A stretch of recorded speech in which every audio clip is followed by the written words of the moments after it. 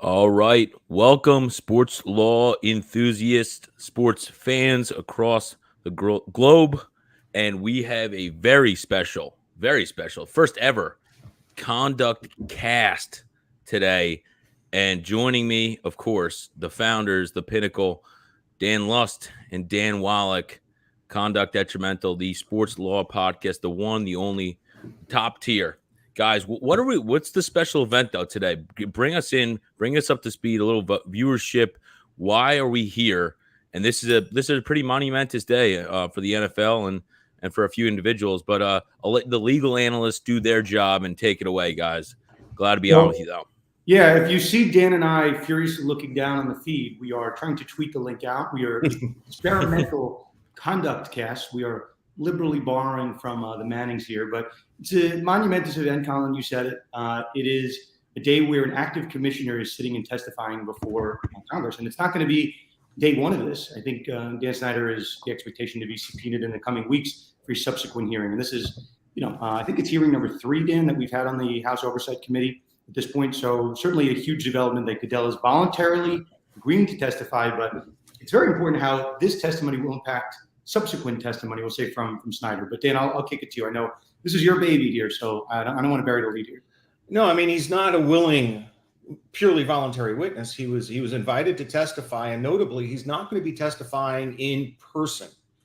He's going to be testifying remotely, virtually, just like we're talking to each other. And I think that probably provides him a little bit more insulation from being, the optics of this are going to be maybe a little less harmful. But let's make no mistake about it. He's giving a prepared speech that's been written by NFL lawyers, but he's going to face some seriously hostile questioning from members of the House Oversight Committee. They're going to want to delve into why a written report was never produced in the Washington Commanders investigation when Beth Wilkinson was prepared to give a recommendation that Dan Snyder be forced to sell the team. And they're going to want to know why he's going after all these players with suspensions left and right, yet Jerry Jones, Dan Snyder, Robert Kraft have been involved in their own alleged sexual misconduct, and they've walked away scot-free with the NFL not even giving them a slap on the wrist, except in the case of Dan Snyder, a $10 million fine, which is nothing. So what we're going to learn about today, hopefully, is some of the NFL's reasoning as to why they whitewashed this report when their stated reason of trying to protect witness identities is really a crock. So he's going to face the first cross-examination in a congressional hearing in quite a long time. And Dan, guys, as much as your legal prowess allows you to comment on this very intelligently, we do have someone down there in D.C. coming to join us today, Mr. Denton Day, joining the feed now, live in Washington. Just give us a little background right here, Denton. Thanks for joining us on what the situation is going to be like down there today. Can I jump in before Denton goes? Because Denton sent me the best text. And I think the people that are watching this feed are most likely going to be DC fans or Snyder haters to some extent. And Denton, he said, is today going to be a dud or is it going to be like Christmas morning? And I'm leaning towards Christmas morning. But then I didn't let you finish that thought. But I as much as you work, you're on local DC, DC radio, you are a lifelong fan of the franchise. Where's your gut today? Do you think this is like the big day? This is like the coup de grace? Well, it's funny, Dan, I sent you that text message and it was a little tongue in cheek, but there is a small portion of me that feels like, maybe there is some sort of substance to this. It's felt like for the longest time here in DC, we don't like Dan Snyder. And that's not been a secret. That's something that's been very clear for nearly 2 decades. But this is the first time where I feel like there's a real chance that something could actually happen. And I think that first clicked with me when Dan Snyder first said that he wasn't going to testify, and then Roger Goodell came out and said, actually, I am. That really felt like the first time where maybe there is a little bit of a smoke where there's fire kind of deal. Like the ship does seem to, maybe slowly, but the ship does seem to be sinking a little bit. And I think now for the first time, Dan Snyder really knows. Yeah, Denton, nice meeting you. I don't think we've interacted before. You have the best headband or head covering in sports, aside from Igor Shesterkin. So congratulations. I want to follow up on that point in that you mentioned that Goodell is willing to testify voluntarily and Snyder isn't. So it raises the specter Is there any hope here or any expectation that the commissioner's testimony will portray Snyder in a negative light or in any way sort of part from Snyder's best case position? Or will he simply be the shield taking and absorbing the bullets for all the ownership, including Dan Snyder? Which way do you think Goodell goes today? Well, I read his 6-page statement that he was preparing to deliver today, and it was kind of, him falling on the shield, but that's what you can do when it's a prepared statement. I think when you start getting questions thrown your way, it is going to force Goodell's hand a little bit. So while I do think he's going to take more of a falling on the shield kind of approach, I don't think he's going to be able to deflect anything. And I think eventually there's going to be some things that slip past the shield, and it's going to shine a negative light on Dan Snyder. Truth be told, guys, I feel like Roger Goodell at this point is very tired of all of this. I mean, he's the commissioner of the NFL, and he has so many different things going on, yet it feels like he always has to answer questions for one particular guy, for one particular owner that seems to be messing things up more than everybody else. So while I don't think we're going to get a full-blown ether from Roger Goodell absolutely destroying Dan Snyder and ripping him to shreds, I think Snyder's going to take some damage today because Roger Goodell's not going to be able to protect all of it. Denton, thanks for joining us once again. I'm going to jump in here. A little background. I'm the only non-lawyer of our network here, hence the non-jacket today. So I just want to jump in and ask you a little bit. You mentioned how Roger Goodell is getting just a little fed up with the whole dealing with Dan Snyder, his antics, the constant black cloud that's hanging over them. Do you think that other owners are kind of feeling the same way and might be pushing Goodell a little bit to just be like, enough's enough, and we don't really want to cover for this guy any longer? Absolutely, but I think that's where the problem lies. I think Dan Snyder, it seems to me that he has something. I don't know what it is, but it seems like he has something. Yeah. And he's not afraid to, if he goes down, he's going to bring somebody else down. And I don't know what other owners he has something on. Maybe it's everybody. I'm not quite sure. But eventually, like, these guys are going to realize that Dan Snyder is, in fact, messing with their money. Yeah. And the one thing that really upsets billionaires is when you mess with their money. So I think they're at a crossroads. I definitely think that there are some that want Dan Snyder long gone from the NFL, but he's going to have someone. And I don't know. I mean, look, he's a big Jerry Jones guy. He's made that like he loves himself some Jerry Jones. I don't know if it's Jerry Jones that he has in his back pocket or who, but he has somebody very powerful that is keeping him afloat right now. And I think it's one of the owners. Can I add something here? This is where I think it's important. And Denton, you say in jest, but I know DC fans is not alone. Like, what does Snyder have on Goodell? The other side of the coin is that, like, Goodell's job is just to protect the owners no matter what. And it could be Snyder, who's, this embattled that doesn't seem so popular, or just it could be anyone, right? So I think the point that I don't want to have lost on this, this is part of this, and the hearing is for people that are joining us now. The hearing is going to start at 11, so we wanted to give a little bit of a preview. Where I think we need to pay attention to Goodell's answers, right? There's really two outcomes here. Goodell comes in and he doesn't really say anything substantive, and he defers and he does mental gymnastics. In that version of events, I think Goodell's on Team Snyder, right? He's trying to absorb the questions, figure out the questions that will be subsequently asked to Dan Snyder when he's called to testify, right? That's, version one. Version two, I don't think this is necessarily that likely, but it's possible that Dan Snyder goes out and throws Snyder under the bus, not the commander's organization at large, Dan Snyder. And if that happens, that tells you that, people talk about counting the votes and whether Snyder will be voted out. That tells you that a decent chunk, I don't want to say majority because there's some legal ramifications to that, but a good chunk of owners are not in Snyder's camp and have given Roger Goodell the okay to throw him under the bus. So if you do hear Goodell at any point in time throw Snyder under the bus, that's your signal, that's your hint, that's your clue that Snyder is not so safe, at least amongst NFL owners. Different story as to whether he'll be forced to sell the team, but it'll give you a good kind of vibe as to how the other owners feel about Snyder at this point. Denton, real quick here, I just want to jump in. I'm sorry, Dan Wallach, I don't mean to cut you off. We do another podcast where we have a little gambling aspect to it. And one of our questions a few weeks back was, in the next year, say like the next, we actually did it in April. So by April 1st of 2023, do you think Dan Snyder's the owner of the Washington football team. And at that time, the line was actually set at -150 that, yes, he still would be. So it was still the favorite that he would still be in in command there in Washington. No pun intended, the Commanders. But what now you're feeling today, do you think this swings that line today, what the outcome is of this hearing?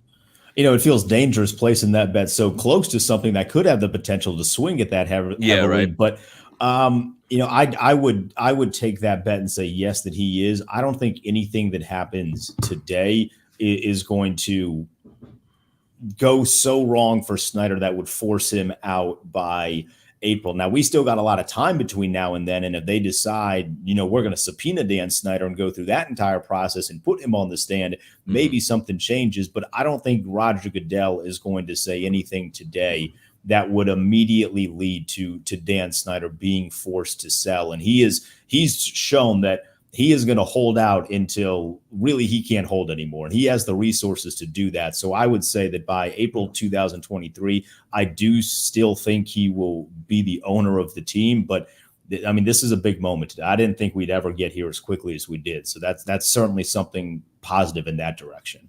Yeah. Well, Denton, all the House Oversight Committee needs to do here, instead of inviting people and playing nice, just start issuing subpoenas, right? I mean, you have Dan Snyder, who conveniently has scheduled a trip to France for the entire month of June. And obviously you can read the tea leaves back in February and March. Maybe it's a good idea if I make myself conveniently unavailable for a long time. But at some point, the rubber's got to hit the road, and the House Oversight Committee's mission could end up meeting the immovable roadblock of a change in power once election day hits, and maybe the Republicans are in charge of the Oversight Committee. So there's a ticking clock here. Why don't they just issue subpoenas and then get right to the heart of the battle over whether these documents can be produced, and just have it play out in court, because they're running out of time. And other than sort of the public relations value of having hearings and getting newspaper coverage, is this designed to affect any kind of an achievable outcome? And at what point does this House Oversight Committee start taking real action where there are consequences? And the consequences would be contempt of Congress and a battle in a U.S. district court over whether these investigative materials, can be legitimately covered by an attorney-client privilege in a non-litigation proceeding, but in a congressional proceeding. And there's loads of case law and legal documents and precedent which make pretty strong case that the privilege does not apply in Congress. Well, I'll start first with the France thing. Don't you just love how this is such a personification of not being able to teach an old dog new tricks? Because I'm going to go away to France and not be able to testify seems like a decade-old tactic, like our entire society hasn't been glued to Zoom over the past 2 years. So, is Wi-Fi bad in France or something? Does Dan Snyder not have that capability? So I think the moment where he said that he didn't want to testify because he wasn't going to be there, subpoenas should have been thrown out immediately. It should have been like, no. We gave you the option to play nice. We're not going to do that anymore. You're going to come here and you're going to talk to us. Because if you allow him to continually run, he's a billionaire. He has a private plane and a yacht that are both in France right now. Well, Go ahead. I'm sorry. He's beyond the subpoena power of the U.S. courts. He's in France. You can't subpoena an individual in France, but you know who you can subpoena and really set up an interesting showdown? Beth Wilkinson. Right. Let Beth Wilkinson assert the attorney-client privilege. How about the third-party, custodian of all these documents that has interposed, this privilege? Start subpoenaing, non-NFL parties like the attorney, the third-party custodian, and then tee up this battle for a lawsuit and just be done with it already, rather than just prance along and sort of dance on the head of a pin while the 24-second clock is going to run out come November. Another party that. Yeah, go ahead, Dan. One thing here, right? And Denton, you kind of hit Dan Snyder could be in France, but with the Zoom era, everyone is just a click away, right? You could always, in the old days of litigation, again, this is a legal podcast, we can speak from legal experience. If you wanted to say you were unavailable for a deposition because you were away with the kids and some trip here or there, and you have to reschedule the deposition, or you had some childcare issues, you couldn't leave the house, right? In this modern day of litigation, and really any type of hearing, anything that can be done in Zoom, your excuses are few and far between. So, Dan, yes, you are technically correct that you can't subpoena someone in France. But then again, Roger Goodell is not under subpoena power today, right? He's under voluntarily willing to come. So certainly Dan Snyder could voluntarily decide to wake up.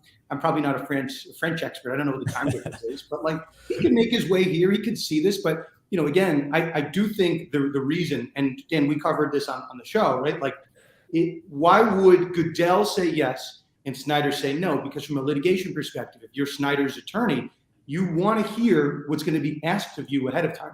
You might have requested, and that was my understanding, at least from some certain reports, that he had requested the questions that were going to be asked ahead of time in advance, and that has not yet been honored. But you can kind of get it if you throw Goodell to the wolves, hear what was asked of him, and then you see how to respond to those. So again, that's why I think you split the two up. Well, you guys mentioned, certain people that you could subpoena. I think another one that would really be interesting is subpoenaing Dan Snyder's wife. Because in the comments that Roger Goodell made today, he said that Dan Snyder is not, operating day-to-day operations of the team. Well, we have reason to believe here locally that that's not the case. That Dan Snyder, while he might not be going to league meetings, he's still very much around the team. And the one that's supposed to be in charge of that is his wife. Now, I don't know what his travel party situation is in France. I don't know what their marriage relationship, behind closed doors is actually like here. But my guess is that Tanya Snyder, who actually, compared to Dan Snyder, we don't really mind Tanya that much. She's done some good things. We don't know her well enough yet. Then. Yeah, we don't know her well enough, and she has some really good foundations. We're like, all right, we get down with you much more than we get down with your husband. If you bring her into the courtroom, I think you really open up a little bit of a Pandora's box for the NFL, because if she says, well, wait a second, Dan is still doing some stuff with the NFL and with the team, then it puts the pressure on Roger Goodell, because he's essentially testifying under oath that he has no knowledge that Dan Snyder has been operating with this team at all. So if you put her in the courtroom, I think this is where it really starts to get fun from our perspective, and we start to see some fireworks fly. Yeah, and we will see that start in about 13 minutes or so. Again, Roger Goodell testifying today in front of Congress.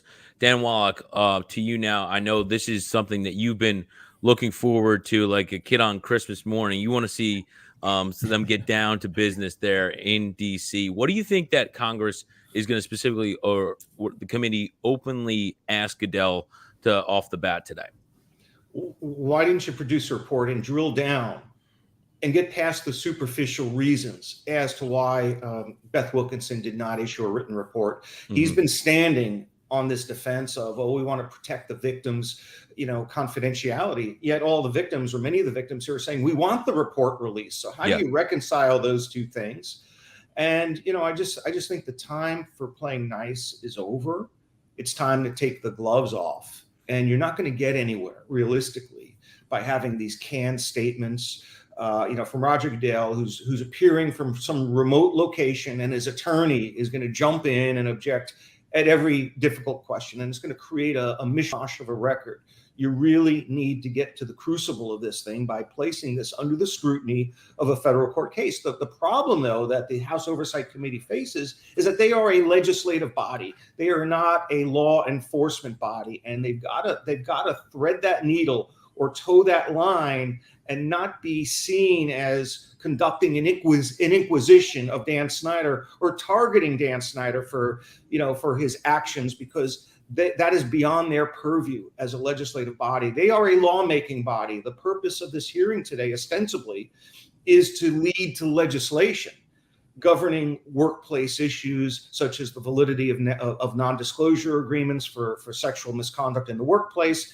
There's supposed to be some higher ground here that the NFL is exploring, but if it becomes a Dan Snyder inquisition and just trying to target Snyder for retribution or increased scrutiny, then maybe Dan Snyder and the NFL have a legitimate gripe that this legislative body is overstepping its jurisdictional limits under the U.S. Constitution. We have a separation of powers. We have an executive branch, a legislative branch, and a judicial branch. The executive branch, which is the president and the United States Attorney General's office, they deal with law enforcement.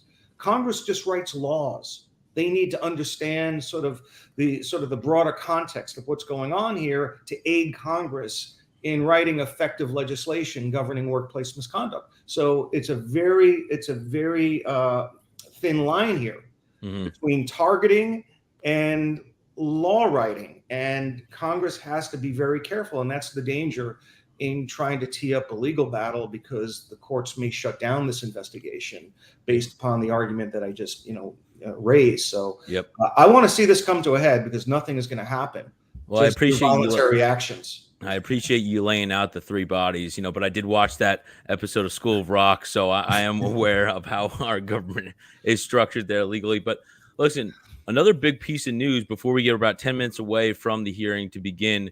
Another big piece of news yesterday, sports legal facets of Deshaun Watson, his big case now settling 20 to the 24 of those cases with the women that he allegedly got massages from. Any thoughts on that? Does that have any sort of correlation with this at all, or is that just kind of completely separate issues? Dan Lust, yes, go ahead, sir. To you. This is like the call on me, Mr. Yes, exactly. So somebody asked me this, and if you're hearing my voice notes, because a lot of different markets are curious about this. I spoke to ESPN Charleston this morning. I spoke to ESPN Las Vegas, and everyone goes, well, could Congress use this opportunity to ask questions about things that have no relevance whatsoever to Dan Snyder? And I'm like, 100%, because how often do you get an active NFL commissioner sitting and answer questions, right? That's a really big thing here. So, Dan, you and I have spent a lot of time on the podcast. We talk a lot about Watson. We talk a lot about the Brian Flores case, the John Gruden case. If we're playing sports law bingo today, I think all three are going to come up. That Gruden is tied to this, certainly with the emails. But I think Watson will come up. Like, what are you guys doing about Watson? How did this go underneath your roof? What are you guys doing about the emails? What are you guys doing about racial discrimination with the Brian Flores case? So, Colin, to answer your question, I think all of this, fair game is not the right term. I think politicians will say, here's my opportunity to bring up something that's not necessarily that relevant, but to create a soundbite. In the most recent history in our sports law vernacular, Mark Emmert, basically about a year ago today, testified in front of Congress about whether there should be a federal NIL bill, a bunch of hearings. And he had to answer a lot of questions that had really nothing to do with NIL, about transgender athlete rights. An important issue, nothing to do with NIL. Maybe tangentially, but not really. So I think if you're betting whether one of those three cases will come up, the Gruden case that's right now pending in Las Vegas, right? The Brian Flores case, which is in my neck of the woods in New York, or the what's going on with Watson, which is, I guess, in Houston, right? These active civil cases. I think the betting odds are at least one of those will come up. But if I'm Colin, we're betting people on the show. Hey, listen, I love action early in the morning, especially before noon. All of this, Dan, the common thread to all of this and its connectivity to the subject of the hearing is workplace misconduct. Yeah. All of it falls under the umbrella of workplace environment, workplace conduct, rights for workers, mistreatment of workers, and remedies, therefore. So all of it comes under the giant umbrella of today's hearing. But I think they have to be targeted and not go too far afield and potentially waste the moment. And the focus has to be on the Dan Snyder and the Washington Commanders investigation, and maybe some overlay into Jerry Jones' own misconduct or alleged misconduct, and some of the other owners who've had similar accusations. But front and center today has to be the Washington Commanders. We're going to need answers. Yes. Dan Wallach, I think this kind of cycles back to the first question you asked me, which is, who is Roger Goodell going to protect? Is he going to shield everything? Well, if you strategically ask questions about other things, I think that leads to an opportunity for the shield to come down a little bit in at least one of them. And that could be in the direction of Dan Snyder, where you could allow Roger Goodell or kind of force him into something to say something that is not as buttoned up as the statement he released earlier. So I think there's a real opportunity there. If you use those other things that are going on in the NFL correctly, you could get some answers that you otherwise wouldn't. Can I say one thing? We've been using the shield analogy a lot. And, I think the four of us are kind of NFL vets. We've heard that term thrown around a lot. If you look, what are we exactly saying, right? If you look at the NFL logo, right, it's literally the shield. And you could use that analogy that Goodell is really hired to protect the shield. I think that's fair. Mm-hmm. So what is Goodell's role going to be today? Whether he throws Snyder under the bus or whether he protects Snyder, Goodell's MO is to protect the shield, and protecting the shield very closely coincides with Roger Goodell's job security, and he has done. People can throw barbs at Goodell left and right. That's his job. He's paid to do it, and he's done a very good job at it. The NFL has grown exponentially over the last decade under his watch. Now, I will say one thing, right? If Goodell is getting called up, with the shield, right? Literally, if you want to use Denton, I know you're a Marvel guy over there, right? In some sense, if you're a Roger Goodell fan, right? He's holding up the shield like Captain America, and he is literally called to protect the owners, right? And Dan, to your point, all of these things deal with kind of workplace issues, toxic workplace. Let's zero in a little bit, because I do think this will come up, and I know we're watching the clock, Conlon. We're getting close to 11. And for those watching now, we're actually, when we do go live, we're actually going to have the feed of the testimony within us. So you're not going to see live stream giant faces. You're actually going to see the feed up here, so you don't have to go anywhere. Thank God for that. Roger Goodell's giant face. We're going to be joined also potentially at 11:15 by NFL sports business and legal analyst Andrew Brandt. He has promised a drop-in at 11:15. So, just stay with us. We're going to be live for as long as we can tolerate it, and hopefully for the duration of the entire hearing today. Hopefully it doesn't go that long. Yeah, if it's a few hours, we're going to cover you all hearing long. But if it goes 5, 6 o'clock, I don't know if we can hold out. We'll do our best. But we're going to be recapping no matter what on our podcast after. So if you have not subscribed and checked out our podcast up here. Colin, am I pointing at it? Am I in the top You are left? pointing at it right there. That's Conduct Detrimental, available wherever you get your podcast, Spotify, Apple Podcast, at Con Detrimental on Twitter. We're on LinkedIn right now, YouTube, wherever you can get dial-up internet. If people are still holding a antenna outside, you can get us live right now, bringing you the first ever CONDUCTCAST. Mr. Denton Day joining us down there from Washington, D.C., radio personality in D.C. Hopefully the day that some strides are taken towards the ousting of Dan Snyder, and then he can start a new NFL franchise in France, and he can strike up the league there. Let me just finish this thought quick, because I do expect to come up. And then Denton, I know you can't stay with us for long, so I want to give you your final word here. Houston Texans, right, in that Watson case, if people are not following it that closely, it's what the Houston Texans might have known yet didn't disclose, be it to the NFL, to the Cleveland Browns, to law enforcement. So what are we talking about here with Dan Snyder and the Washington Commanders? What they knew in-house that nobody else knows. Why isn't that report fully out? Why isn't it fully transparent? So to Dan Wallach's point, I think Goodell's got to be on his toes that a lot of other teams might come up here. And also with those Gruden emails, who else was sending and receiving really bad emails? Why those weren't reported ahead of time? So, you can watch this as a fan of NFL football, a embattled fan of the Washington Commanders, but I think a lot of other NFL issues are going to come up. But then, I know you can't stay with us for long. Why don't you give us your 2 cents before we, I think the hearing is going to start on the nose. We got a minute 45. All right, I'll wrap it up in a minute 45. So I've been a fan of the team forever, and for the longest time, fellas, Dan Snyder in this area has been untouchable.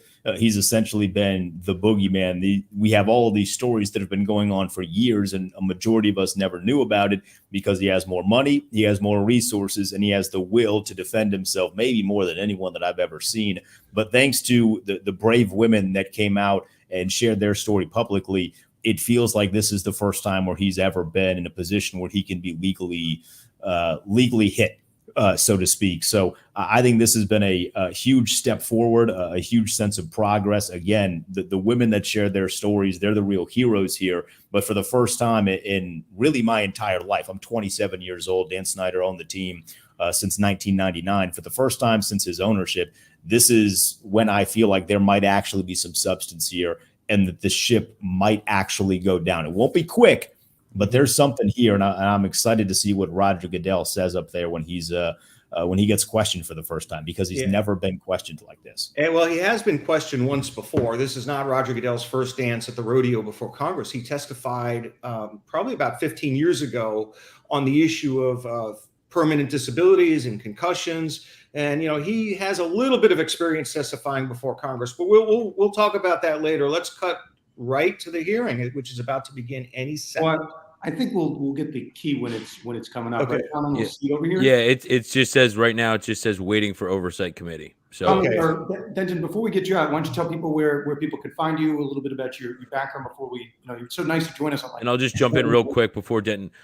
We got our first comment from out there on our YouTube feed. Waiting for Mr. Jacob Klein says waiting for justice against Snyder. Well, I have to say I think that makes a few of us there waiting for justice. So, but Denton, take it away. Yeah, I couldn't agree more with that one. You can hit me up on Twitter at the Denton Day, doing stuff around DC. Dan and I met when I was doing some stuff nationally. Hopefully that's around the corner once again. But fellas, I appreciate you allowing me some time to jump on. I've really enjoyed the conversation, and hopefully we get something good in the next couple of hours here.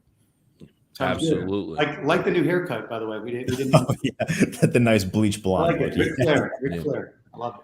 And so, like I said, we're still waiting. The hearing was supposed to kick off at 11 a.m. That's just the clock just struck 11 a few moments ago. So waiting for the House Oversight Committee as they prepare to question Roger Goodell. When's the last time, guys? I'll guess we'll cut back to this real quick. When's the last time we can remember a commissioner of any major sport? I know we met Mark Emmert, I guess, of the NCAA last year, but of having to be this level of kind of interrogation.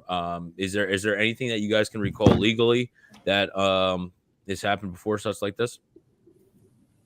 Dan, I'm going to give it to you, our sports law historian. I'm sorry. The question is, what has happened before? I'm sorry. Could you? I said, has there ever been a commissioner of a major sport being interrogated like this by? All the time.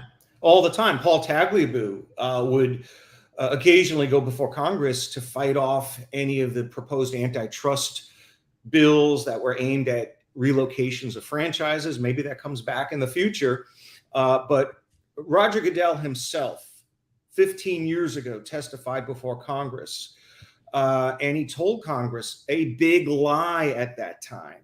So Be careful and wary of anything that the commissioner says to Congress today, because he may not hold himself to that level of conduct. 15 years ago, he told Congress that former players who were disabled, who were determined to be disabled by the Social Security Administration, would automatically receive NFL disability benefits.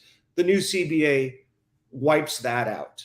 So, the history of commissioners going before congressional bodies is basically a parlor game of misdirection, misrepresentations, lies, and non-accountability. He's just trying to avoid any immediate federal legislation in the area of franchise movement, anything that could potentially harm the NFL's interests, and its business interests. The NFL wants to avoid any further inquiry. So by playing along at this point, by having the appearance of cooperation, hopefully from the NFL's perspective, they will be able to ward off any adverse congressional action and just maintain the status quo. But a year from now, 2 years from now, Roger Goodell doesn't have to live up to anything he said today, and he's proven that before on the issue of NFL disability benefits. Even if he's under oath, so he has to just basically maintain the oath status, the being forthcoming and truthful in just regards to the questions about Snyder, and if anything, tertiary, not necessarily answering direct questions, that doesn't really need to have the same validity to it. There's a difference between misrepresenting present and past facts versus aspirational goals or promises of future action.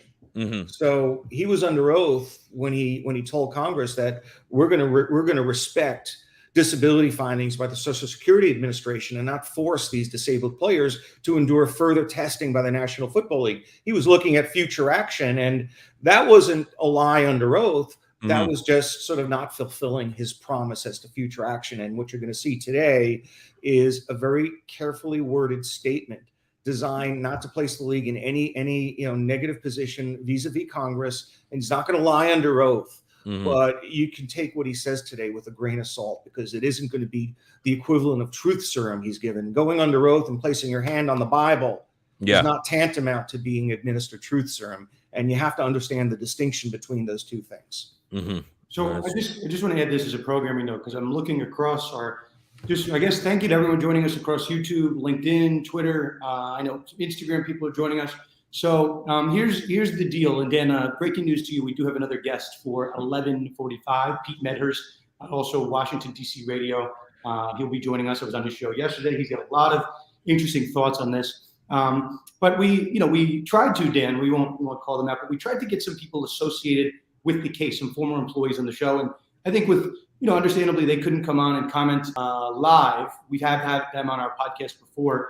But with, the active cases, they had to get clearance from their attorney, which they were not able to get. But, we just so people are aware, we try to call this thing down the middle. Dan and I disagree on issues. Sometimes we maybe don't take the popular opinion. But here's one where I think our sentiment on this case tends to align with the popular school of thought, that what happened with this investigation doesn't necessarily add up. It doesn't necessarily follow the NFL's history. Sometimes the NFL does not do a written report, but with a matter so, we'll say, of public interest, like Deflategate way back when, and that, if people that don't know our history on Conduct Detrimental, Deflategate was really the impetus of the podcast being started once upon a time. But Deflategate, Dan, how many pages was that Deflategate report? I think you know the exact number.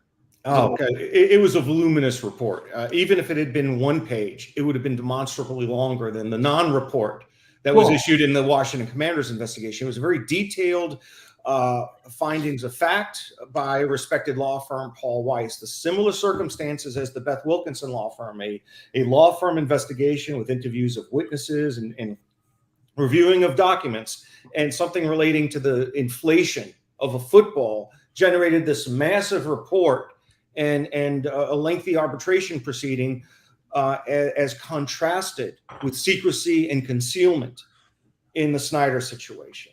So if we're doing our math, and it wasn't the best at math, I was a philosophy major back in the day. Dan, I think if you have a 2-page report, I think we could say that's infinity times longer than a report that doesn't exist, which is 0 pages. So, I think it's probably about time, as we're, just so everyone sees, we have the hearing YouTube. The second we go live over there, we'll stop previewing. We'll just, we'll listen to the hearing. But, what we wanted to do as part of this preview is to kind of provide a roadmap of what has gone on. So for those diehards of Conduct Detrimental, we've been on this, the story, and not that we knew that it was going to ultimately evolve into a congressional hearing, but this has started, I want to say a decade ago, right? Just the smoke around Washington HQ. You could start with the name change, right? Dan Snyder said he's never going to change the name. So as a sports law podcast, there's some IP issues, so we started following that very closely. And then, FedEx Field threatens to pull the name sponsorship unless Dan Snyder agrees to change the name. So, we started following that. And then as the name drama was happening, it was right around July of 2020. It's right around the same time frame. There is a report. I think the Washington Post will get credit for this. And, we've had Nikki Jabvala on our show before to help break down some of her findings.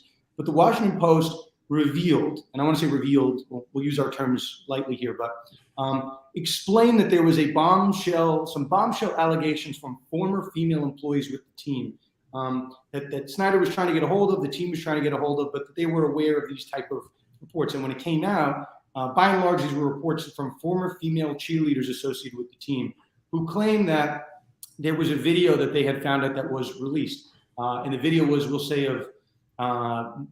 behind the scenes cheerleader photo shoot of maybe women being recorded without their consent and without their knowledge. And then that video was passed around through the team organization. And the allegation, which was a big one, is that video made its way to the desk of Dan Snyder. So big allegation. Honestly, we don't know one way or the other if that's true or not, but make a big allegation like that. Obviously, in the courts, the legal system, the burden is on the person bringing those claims to prove it. We're not in criminal court where it's beyond a reasonable doubt, but we are a show that talks about the news here, and that was an allegation we wanted to follow. So the closer we got to that story, the more we started to hear from people in and around the Washington organization. So we've tried to be pretty fair on the reporting and bringing on people from the Post, former employees. The open invite is there to Dan Snyder if he wants to come on our show. I highly doubt he will. I think we have too many Dans on the show. I think we hit our quota. But we try to cover it, and there's just been so much smoke around this organization. Dan, I'll hand it to you. We're getting word that the link is not working. Yeah, real quick. We again our good friend Jacob Klein out there saying the Washington Post live stream has started. We have the feed directly from the House Oversight YouTube page themselves. I have an idea. Why don't we use the different link for the live link? If we have another one, yeah, sure thing. So And like I said, the hearing started and we're not covering it. This is well, there's we have again, to- like I said, this is waiting for the House Oversight Committee. Here we go, Without and we objection, are The live. chair is authorized to Here we declare go. recess of the committee at any time. I now recognize myself for an opening statement. Good morning, and thank all of you for being here. Our hearing today is about protecting women and all workers from sexual harassment, intimidation, and bullying in the workplace. We will examine one notoriously toxic workplace, the Washington Commanders football team, and the response from the NFL. During football season, millions of Americans tune in to watch their favorite teams. The NFL and its teams collect tens of billions in revenues, thanks in part to federal benefits. The NFL and its teams have one of the biggest platforms in America. So what happens in the NFL has consequences for the rest of our country. The committee launched an investigation last October after the NFL refused to release the findings of an internal investigation into the widespread sexual misconduct at the Washington Commanders. The committee requested these findings, but the NFL and the Commanders have refused to produce them, while also withholding more than 40,000 documents collected in their internal review. This lack of transparency suggests that rather than protecting women, the NFL is hoping to sweep this controversy under the rug, just as powerful men like Dan Snyder have done for decades. Today, we will hear from Roger Goodell, Commissioner of the NFL. I am glad he is participating, and I hope we will finally get more transparency about what the NFL found and why Mr. Goodell has worked so hard to keep it secret. We also invited Daniel Snyder to testify today, Get ready for this. but rather than show up and take responsibility for his actions, he chose to skip town. Apparently, Mr. Snyder is in France, where he has docked his luxury yacht near a resort town. Ooh, the yacht That combo. should tell you just how much respect he has for women in the workplace. Mr. Snyder's absence is all the more telling, given that the committee released new evidence today that Mr. Snyder himself fostered the Commander's toxic workplace. According to top executives, he fired women, but not men, who engaged in relationships with other employees while defending male executives accused of sexual harassment. And he kept employees from speaking out through a culture of fear. As one longtime employee described Mr. Snyder's tactics, quote, "If you don't obey, intimidate. If you still don't obey, terminate." Finally, the employee added, quote, "If that didn't work, buy them off," end quote. The committee has also uncovered evidence that Mr. Snyder conducted a shadow investigation to target his accusers, pin the blame on others, and influence the NFL's own internal review. He filed phony lawsuits to collect private phone records, emails, and text messages. The committee has a copy of a dossier created by Mr. Snyder using the information he collected. And in this dossier is This is new. absolutely This is new. astonishing and extremely disturbing. It The word- shows the links This is Mr. the Mr. investigation Snyder report. went to Users. harass, intimidate, and silence his accusers, including journalists, attorneys, and Not us. former employees anyone involved. It starts here just naming journalists that You he never want your name and the wants word to dossier to and appear in the investigate. same sentence. I He wonder how sent they got this. private investigators They to got the former dirt he dug up cheerleaders' on them? homes, and he offered hush We money didn't to know this. buy their silence.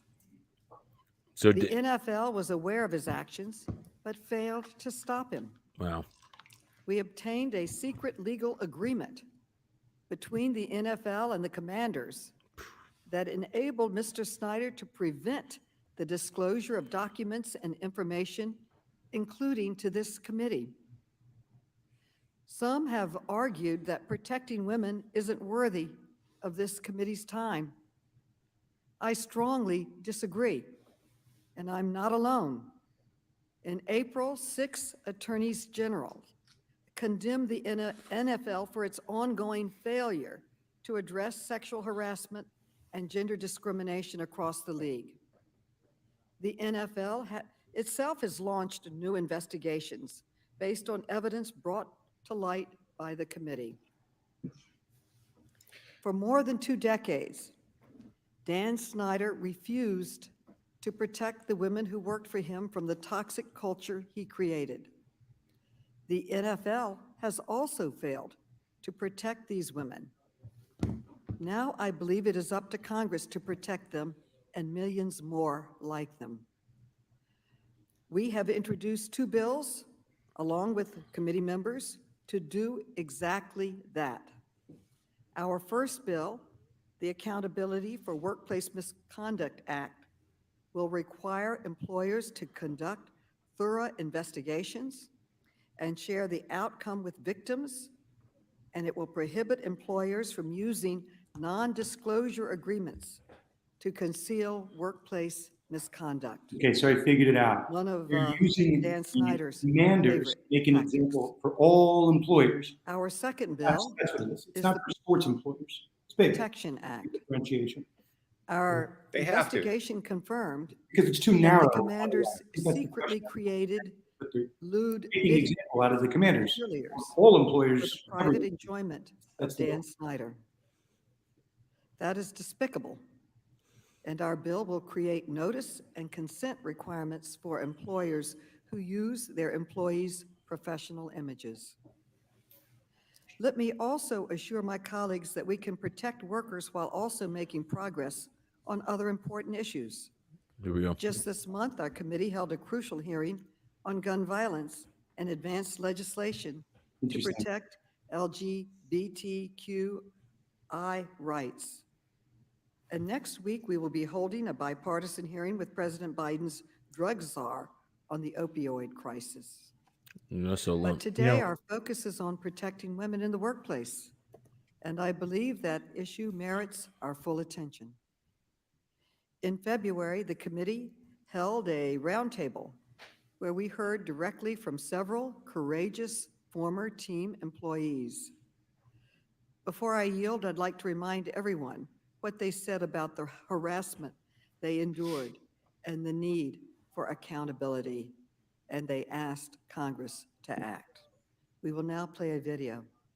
Yeah. Very effective opening statement. It shows you don't have to be an attorney to give a great opening statement. She was fantastic. I experienced many work firsts. Look at this video. There, first bonus, Yeah. first promotion, Let's recap. first Yeah. office potluck, We'll first do a good job employee of not hire, making it down and not speaking. first threat of physical violence by a supervisor, first hostile work environment, first public humiliation, first sexual assault. I learned that placing me strategically by the owner at a work dinner after this networking event was not for me to discuss business, but to allow him, Dan Snyder, to place his hand on my thigh under the table. Those that sit here today and many others came forward at great personal risk. We did our part believing that what we were doing would help employees across the country. But to our shock and our disappointment, the NFL did nothing.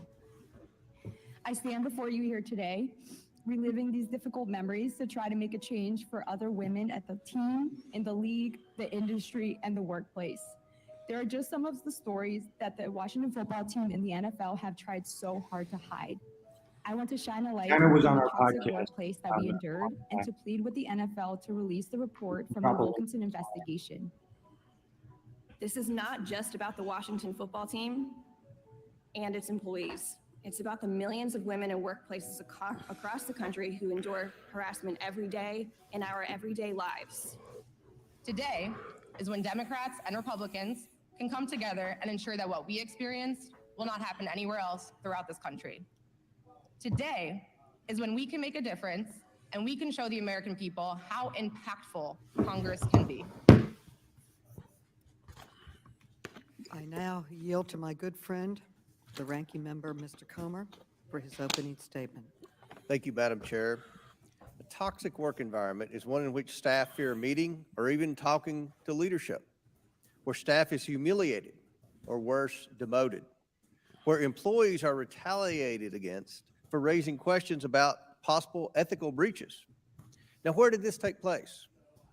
Steps away from the Oval Office at the Office of Science and Technology Policy within the Executive Office of the President. When? It started shortly after President Biden's inauguration in 2021.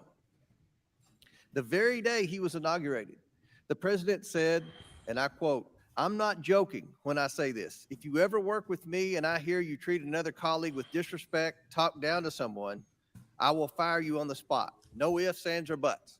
Joe Biden said that. It did not take long for those words to ring hollow. The White House counsel's office had documented allegations for a year, but it refused to hold bad actors accountable. For all we know, the problems in the Office of Science and Technology Policy may still be happening. Have we had a single hearing about the hostile work environment at President Biden's top science office? No. Where's this going? Democrats even sent a single oversight letter about it. We're talking about gun rights. No. Yeah. A core responsibility is of this committee to conduct oversight of the executive branch. Oh, this is like classic whataboutism. Democrats. Yeah, well, Right. So he's a Republican lawmaker that now is saying, why are we looking at this? We should be looking at this instead. Private Classic organization whataboutism. misconduct. We will say we are not a political show by any means. Cover Let me be clear. special hearing. No one should be subjected to a hostile work environment. Is what it is. Bad actors must be held accountable. He The brought it workplace back. misconduct that is the topic of today's hearing has already been subject to investigations, fines, settlements, and very intense We will say media this. scrutiny. There are certain politicians that say New that this leadership has been installed and improved workplace policies implemented without congressional involvement. That seems to be his Through the MO. Democrats' so-called investigation, Something this more. committee has held a roundtable, two Listen, transcribed as sports interviews. fans, we're not opposed to a sports case going up on in front of Democrats Congress. whose topic That's in his our argument hearing here. is that the NFL is not You can make it collecting louder, enough money, even urged the Federal Trade Commission to open an investigation based solely on the testimony of a former employee with an axe to grind. Oh, Jesus. Democrats play. There have been contributions. I think the context here is that the Republican Party is so vehemently opposed to this inquisition that it shouldn't be lost on folks that the National Football League and companies controlled by Dan Snyder contribute significant amounts to members of Congress, and they have firms, lobbying firms that have influence within Congress. So this is what this is all about, because I don't know how you can sit here today and really oppose the concept of a hearing like this, unless you're being sicked on somebody because there's some campaign finance going on. This is just an utter disgrace. Yeah, it really is. Don't you want the truth? Don't you want transparency? NFL football So, team's workplace. I and mean, not you a should White add this. House We didn't office mention it in or our own preview. members. He's talking about one disgruntled employee. We've covered it extensively on our show. Democrats are more There committed is this politics disgruntled employee is referring than to as our an individual committee's mission. who claims that Our the committee's organization mission is basically government stole money from other efficiency teams and in effectiveness. the books. Our committee's mission is to protect taxpayer Ticket dollars revenue, from basically government saying fraud, underreporting waste, and these ticket sales from certain games because there's a revenue sharing model for the owners. So this sales employee is pretty high up in the sales department. We won't say his name here, but his allegation was I was associated with the team for a number of years. It was very high organization. And I believe that Dan Snyder was stealing money from other paraphrase. decrease production. They did it right here in We this kind of lose sight of the fact that All there's the like, CEOs down there. we saw the video package. There's a couple of other employees here that are making comments specific to sexual harassment, which that particular sales employee is not. His allegations The are president's headed in Saudi Yeah, Arabia. this is living proof that even buffoons can be elected to Congress. I mean, seriously. Thousands of documents. I mean, we're While America Americans are completely suffering from the effects of opening Biden's remarks border that were crisis, made including fentanyl streaming by the across first the border and female killing our individual teens. here that spoke. Democrats She have and has examined completely paychecks basically for deterred superstars anything, the and entire held numerous hearings basically to focus demonize of the what oil this and hearing gas is supposed to be industry, about push their today. radical He hasn't mentioned Green once New Deal what's climate been agenda. actual should While be on the mothers are agenda. struggling to find infant formula on store It's okay, shelves, Dan. Democrats held a hearing. You know, I just want to avoid the politics on the show. It's no surprise. I'm calling him. Nonpartisan organization think the It's, Democrats you have know, adequate he's oversight. all he's talking This about are committee Republicans and is Democrats and the failing Oval the American Office and the people. executive branch. I urge Let's the drill chairwoman to get down back on to the core issues mission of the today. Oversight Committee and do what the Why American people oppose elected us to do. transparency here? Why Conduct oppose it? oversight of the I federal just don't government understand and the how Biden anyone administration, can which is on a path put to their destroy might behind America. secrecy and Let's hold concealment hearings and of conduct oversight of the sexual crises misconduct in the affecting workplace. Americans today. It's sort of it's loathsome. 40-year high inflation, You know, the skyrocketing truth gas is, prices, though, I mean, out of stock maybe baby it's formula, loathsome, but raging it's like border crisis, AML, right? rising There's fentanyl certainly overdoses, much more important and a things that tanking stock we should be market. talking about today. The at American Congress. expect We don't have to get into it, but American like, people the expect whole us gun to rights be their issue, voice school in shootings Washington. issue, I mean, that It's should be, past time we Congress is start again doing every single day what we until were there's a here to solution do. for it. But And with here that, we are Madam then Chair, talking about Yeah. a sports case in the middle But of it. it doesn't mean you can't talk about other I issues. recognize Okay, the gentleman from Illinois, Mr. Oh, Krishnamurthy, for an opening statement. 10 minutes of my life I'll never get back. Thank you, Madam Chair. What I'd do like to when address do why we we're think here Goodell today. is actually going to testify? We're here How because do we look sexual at people harassment remains a big problem in the workplace. Even as we tackle other challenges in our country, we must end sexual harassment. Each year, millions of fans, including myself, enjoy the NFL. NFL teams, coaches, and players influence public opinion on sensitive topics too. For boys and young men, that means taking cues as to how they should treat women. And for girls and young women, cues as to how they should be treated. That reality is why it's so important that the NFL holds itself to a, quote, higher standard, as Commissioner Goodell has said, and why the NFL must ensure that those who fail to meet that standard are held accountable. For the Washington Commanders, that reckoning, unfortunately, has not come. By its own admission, the NFL says that, quote, the workplace culture at the Commanders was not only unprofessional, but toxic for far too long. Numerous women have accused team officials, including the current owner, of sexual misconduct. Several years ago, another House Oversight Committee chair opened an inquiry into sexual harassment charges, that time involving USA Gymnastics, One with respect to claiming that USA Gymnastics set the rules and policies here that is a govern USA Gymnastics comparison again. and has a significant responsibility Adjacent, but it's not sport specific and to athletes. as we That person was Republican Chair Trey Gowdy. Oh, jeez. We agree. And similarly, the NFL sets the rules and policies I wish they affecting would have led with and Goodell. it too has a serious Right into responsibility it. to uphold this sport.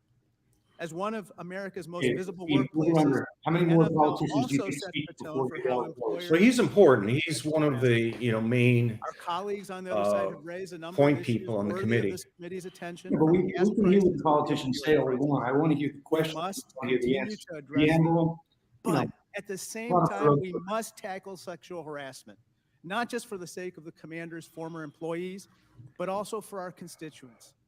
Today, we must send a clear message that the conduct that took place in the Commander's organization is never acceptable, not in the NFL and not anywhere. Thank you. I yield back. The gentleman yields back. I now recognize the gentlelady from North Carolina, Representative Fox, for an opening statement. I'm going to say the over-under is 3.5. So I'm going to count that as number one. Madam Chairman, I'd like to echo the ranking member's comments today. This administration is doing all it can to annihilate America. It's like Nero fiddling while the country burns. It's been widely reported that approximately 72% of Americans think the United States is on the wrong track. Chairwoman, with unanimous Wrong track consent, of I'd like what? to submit this NBC Life? News poll for the record. Oh, Jesus. What country is this? Are we, Well, we're on the wrong track of thank what? you. What- Are we what- looking into what caused the 40-year high inflation rate? What, No. what are we talking about? Examining how the FDA and Biden administration. The failed House to- Oversight Committee's hearing into whataboutism. Are we examining The how inflation rates in the country. Like, I wouldn't mind if they did the Deshaun Watson stuff, like other sports adjacent, maybe not necessarily. It's relevant. the title of this YouTube feed is tackling toxic workplaces, not inflation, not gas prices, not whatever else. No. Instead, this is But I another don't, I just day don't, this I committee just don't failed to understand put the the American benefit people of doing like it's just What is Roger Last Goodell week, for we had here a then? hearing on pet collars. you know. Today, I you know what I wouldn't mind is separate the feed. NFL Maybe you that could do it in your workplace tech Yeah, widget. I wouldn't mind listening As to the this ranking member because mentioned in his it's opening remarks, theater, no one theater of the should absurd. be subjected to a Let's see if hostile we can work get a video of environment. Goodell in the crowd. Bad actors must be held accountable. No, I mean, This hearing is I just don't another think- I have example no of idea. Democrats failing to conduct meaningful oversight of the Biden administration and the ongoing catastrophes fueled by President Biden's incompetent policies. The NFL investigated this conduct and ultimately the team punished the bad actors. The NFL is What? currently investigating additional claims made. What? As we sit here today, many American families are wondering how they'll find Slap on the formula for their wrist. babies or formula-dependent children. Families are wondering how they're going to pay for gas to get to their jobs or again, pay for groceries. talking about. Families are struggling to make ends meet, and the Biden administration continues to stand on the sidelines, sticking to their message that a recession is not inevitable. Families are feeling the squeeze now, and there's no end in sight. Children are suffering from extreme learning loss because Democrats bowed to the teachers' unions and kept schools closed.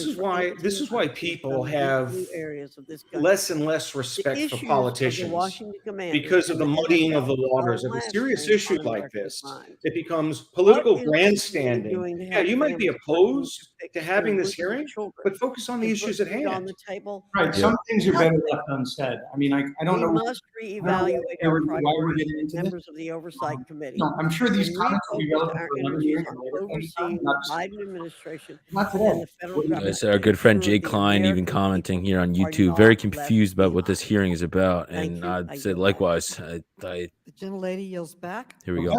Now we will introduce our witness. Okay. Oh, here we God. go. Hear from Roger Goodell, the Here we go. commissioner of the National Football League. Appearing from the Witness will safety be of 450 unmuted so we Park can hear Avenue. him in. Please raise your right hand. Do you swear to affirm that the testimony you're about to give is the truth, the whole truth, and nothing but the truth, so help you God? Kind of. Let the record show that the witness he is. There he is. in the affirmative. Thank you. Why are we clapping? Without objection, your written statements will be made part of the record. With that, Mr. Goodell, you are now recognized for your testimony. Thank you. Good morning, Chairwoman Maloney, Can you ranking member, turn the volume Howard, on? and members of the committee. Crank up the volume I if am you Roger can. It's as loud as it Goodell, goes. Chair of the National Okay, Football we'll League, shut up. and I'm here today to discuss the NFL's efforts to promote safe and respectful workplaces, including at the Washington Commanders. The Commanders are one of 32 NFL clubs, each of which is managed by its ownership and executives and have their own workplaces and policies. 2 years ago, the Commanders asked me to recommend independent counsel to address workplace issues and recommend changes to improve the workplace culture. We identified several candidates, and the club selected Beth Wilkinson, a distinguished former federal prosecutor. Who apparently doesn't know how to write. Later, the club asked my office to assume oversight of the Wilkinson firm's work. The Wilkinson firm conducted a comprehensive review of the workplace at the club. Review, not investigation. Interesting. As a result, we gained a clear understanding of what the workplace had been at the Commanders, how it had begun to change, and what further steps were needed to support our ultimate goal of transforming that workplace to one that is safe and productive for all of its employees. Let me start by expressing my gratitude to the men and women who shared their experiences during the investigation, and to Beth Wilkinson and her team, who did their work with the highest degree of integrity and professionalism. It required substantial courage for many to relive the painful experience and tell their individual stories. No one should experience workplaces like the one they described, especially not in the National Football League. The one they described, not the one they experienced. That their willingness to Interesting. come forward has contributed to a substantially improved workplace. It is clear to me that the workplace in Washington was unprofessional and unacceptable in numerous respects. Bullying, widespread disrespect toward colleagues, use of demeaning language, public embarrassment and harassment. Numerous respects. Moreover, Dan, for a long period of time, Dan, do you want me to turn off my? embarrassment, and particularly with respect to reporting practices and record keeping. Okay. As a result, we Make impose some comments unprecedented afterwards. discipline on Hey the club, guys. monetary What's going on, Andrew? penalties of well over $10 million. This is pretty cool, right, Andrew? Implement a Good setup. series of recommendations and allow. Yeah, I mean, as I've been saying, this is where Roger Goodell is going to earn a lot of money. Or lose it. In addition, Well, for just the taking the past year, bullets. Daniel so Snyder that, has not attended Snyder meaningful doesn't have committee to. meetings, and to the best of my knowledge, has not been involved in day-to-day operations at the Commanders. To the best of my knowledge. No. Interesting weasel word there. Entirely revamped and is now a co-ed dance team under new leadership. Yeah, well, And the most recent independent workplace report, which we have shared with the committee, confirms that it is interesting that a lot of what was going on before was team is in place, party and statements that by there has been each side. substantial transformation of the team's culture, leadership, and human resources practices, end quote. To be clear, the workplace at the Commanders today bears no resemblance to the workplace that has been described to this committee. We did not receive a written report of Ms. Wilkinson's findings for compelling reasons that continue to this day. A critical element of any workplace review is broad participation by both current and former employees. Encouraging employees to come forward and share their experiences, which were frequently painful and emotional, was essential to identifying both the organization's failures and how to fix them. To encourage this participation, Ms. Wilkinson promised confidentiality to any current or former employee. For this reason, shortly after we assumed oversight of Ms. Wilkinson's work, we determined that a comprehensive oral briefing was best to allow us to receive the information necessary, both to evaluate the workplace as it was, and to ensure that the team put in place the policies and processes to reform that workplace, all while preserving the confidentiality of those who participated in the investigation. Thank you to everyone joining us. Oral reports are often used by the NFL and other organizations in conducting internal investigations. Not in Bountygate. Other issues. It's appropriate Not in Bullygate. to make public a summary of the key findings, as we did here.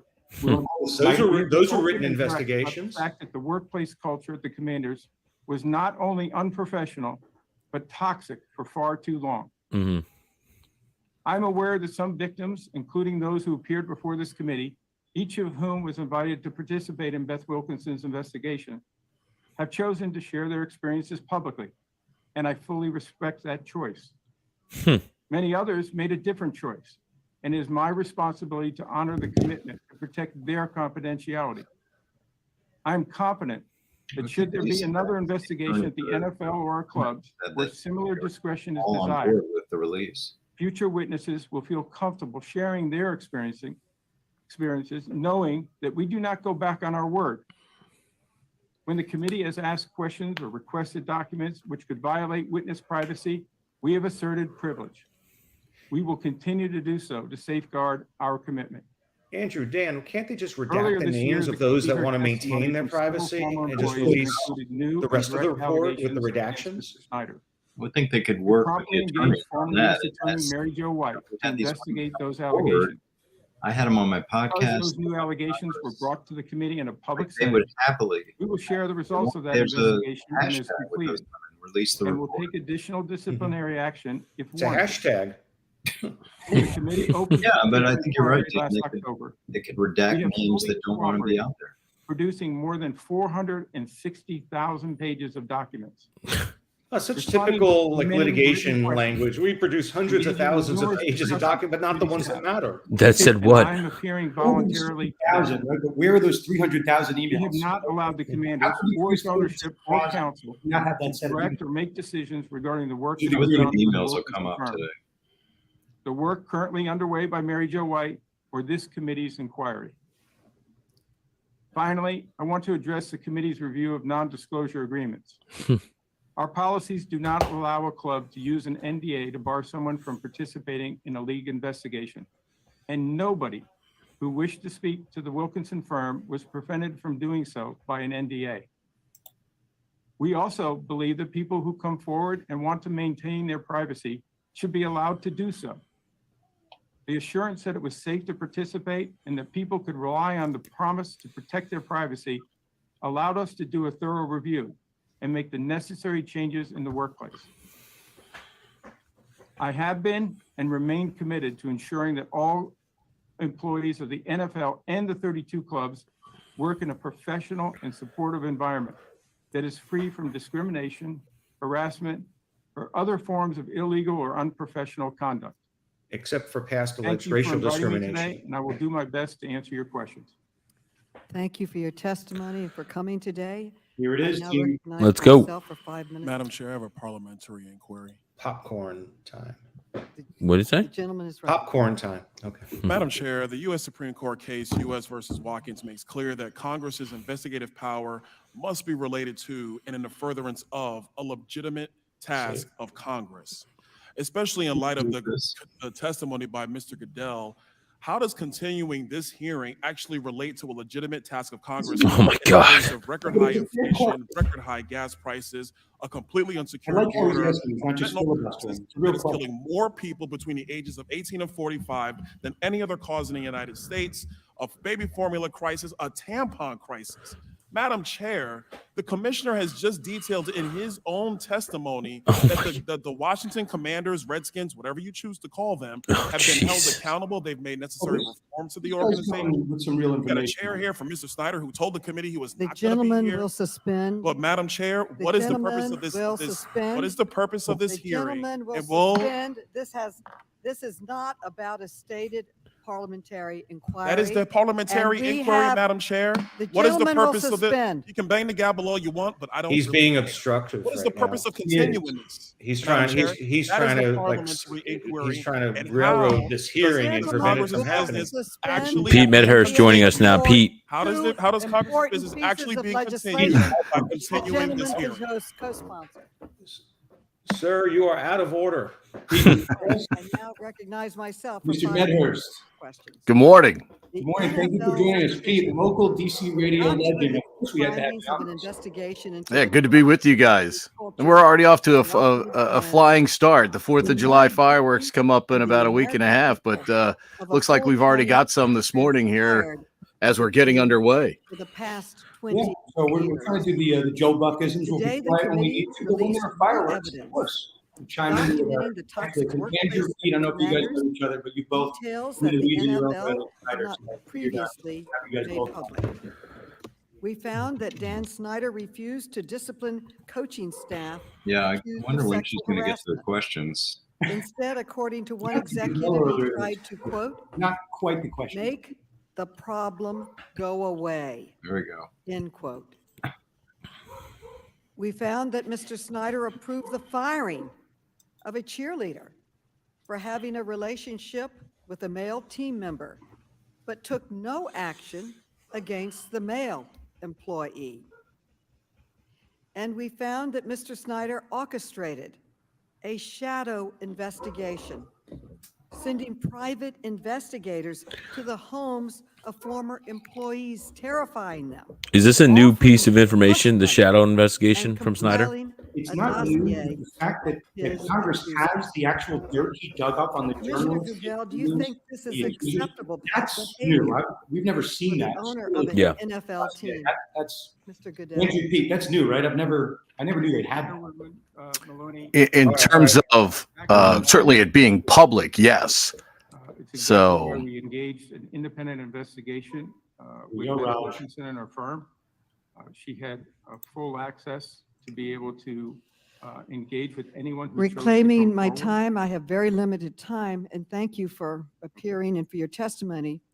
We don't know how much more information is still out there because the NFL has refused to make the findings of the Wilkinson investigation public.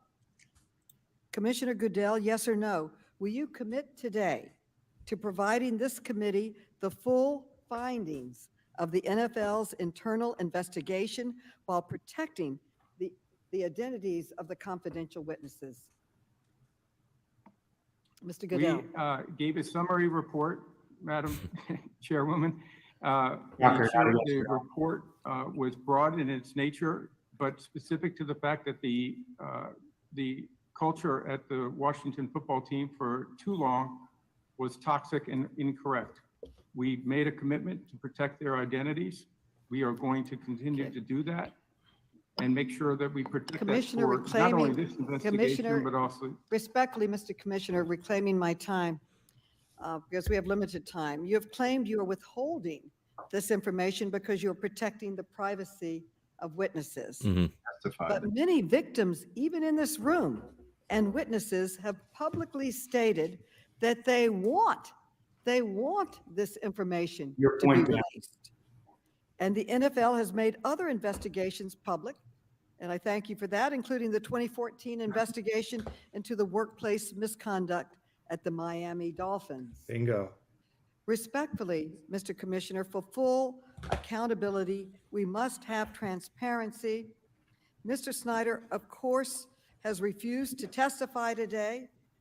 We thank you for making the Dolphins report public. We'd like to have the Wilkinson's report There it made is. public. And Why I'm can't you asking just what redact the specific names? steps Let's will hear the NFL take to hold Mr. Snyder accountable for refusing to testify before Congress? Is that a yes or no question? Madam Chairwoman, I do not have any responsibility for whether he appears before Congress. That is not my choice. That is Okay, his let choice. me stop you right here. Mr. Snyder let him go there. has not been held accountable. His refusal to testify sends a clear message that he is more concerned about protecting himself than coming clean with the American people. If the NFL is unwilling or unable to hold Mr. Snyder accountable, then I am prepared to do so. Subpoena him. That is why I am announcing now my intent to issue a subpoena for the testimony of Mr. Snyder for deposition next week.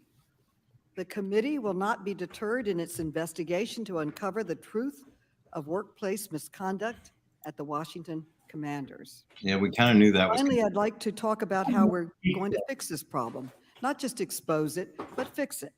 Last week, along with many of my colleagues, we introduced two bills to ensure that employers like Dan Snyder cannot abuse non-disclosure agreements to silence employees and cannot film their employees and use the films without their consent. Yeah. Commissioner, do you support the intent of these legislative reforms? Yes, Madam Chairwoman, we've had an opportunity to be able to see your outline of this legislation, or both these legislation and concept. We certainly support it and we'll be happy to work with your staff. While I have the microphone, I'd also like to say respectfully that Dan Snyder has been held accountable. As I mentioned in the opening, he faced unprecedented discipline, including financial fines, being removed and away from the team at his request for a period of time, up to the year now already. And secondly, and more importantly, a transformation of that organization that has gone on in the last year, which is really important to the employees that are there now. And I hope because of the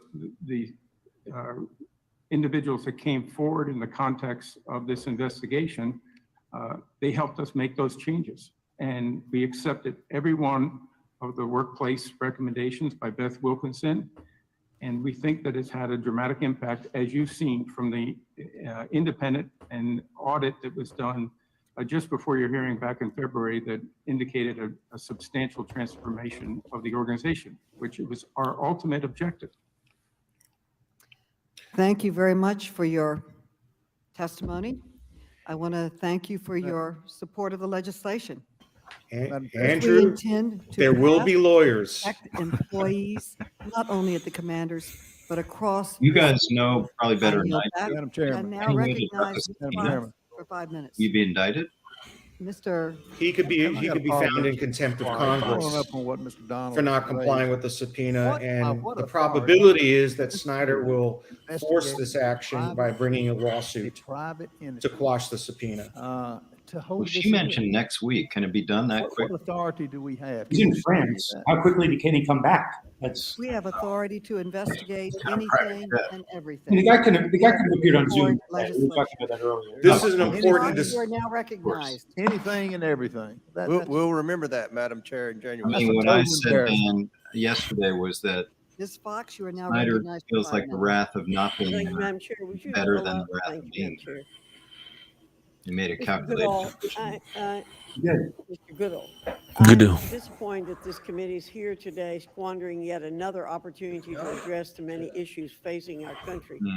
We have a chance to do something for the including the American bad people that officiating dislike in the to divide NHL playoffs. and Nobody is talking about that. And the NBA playoffs. The NBA was Today's worse. hearing is merely a distraction from skyrocketing inflation. That Heedle goal unaffordable in game groceries, one, record first gas, round should have and counted. Why energy aren't they prices, talking about that? supply chain issues, and our open southern border. Jesus. As we have heard in your testimony, the NFL has submitted more than 460,000 pages of documents, responded to many requests, and engaged in numerous discussions with committee staff.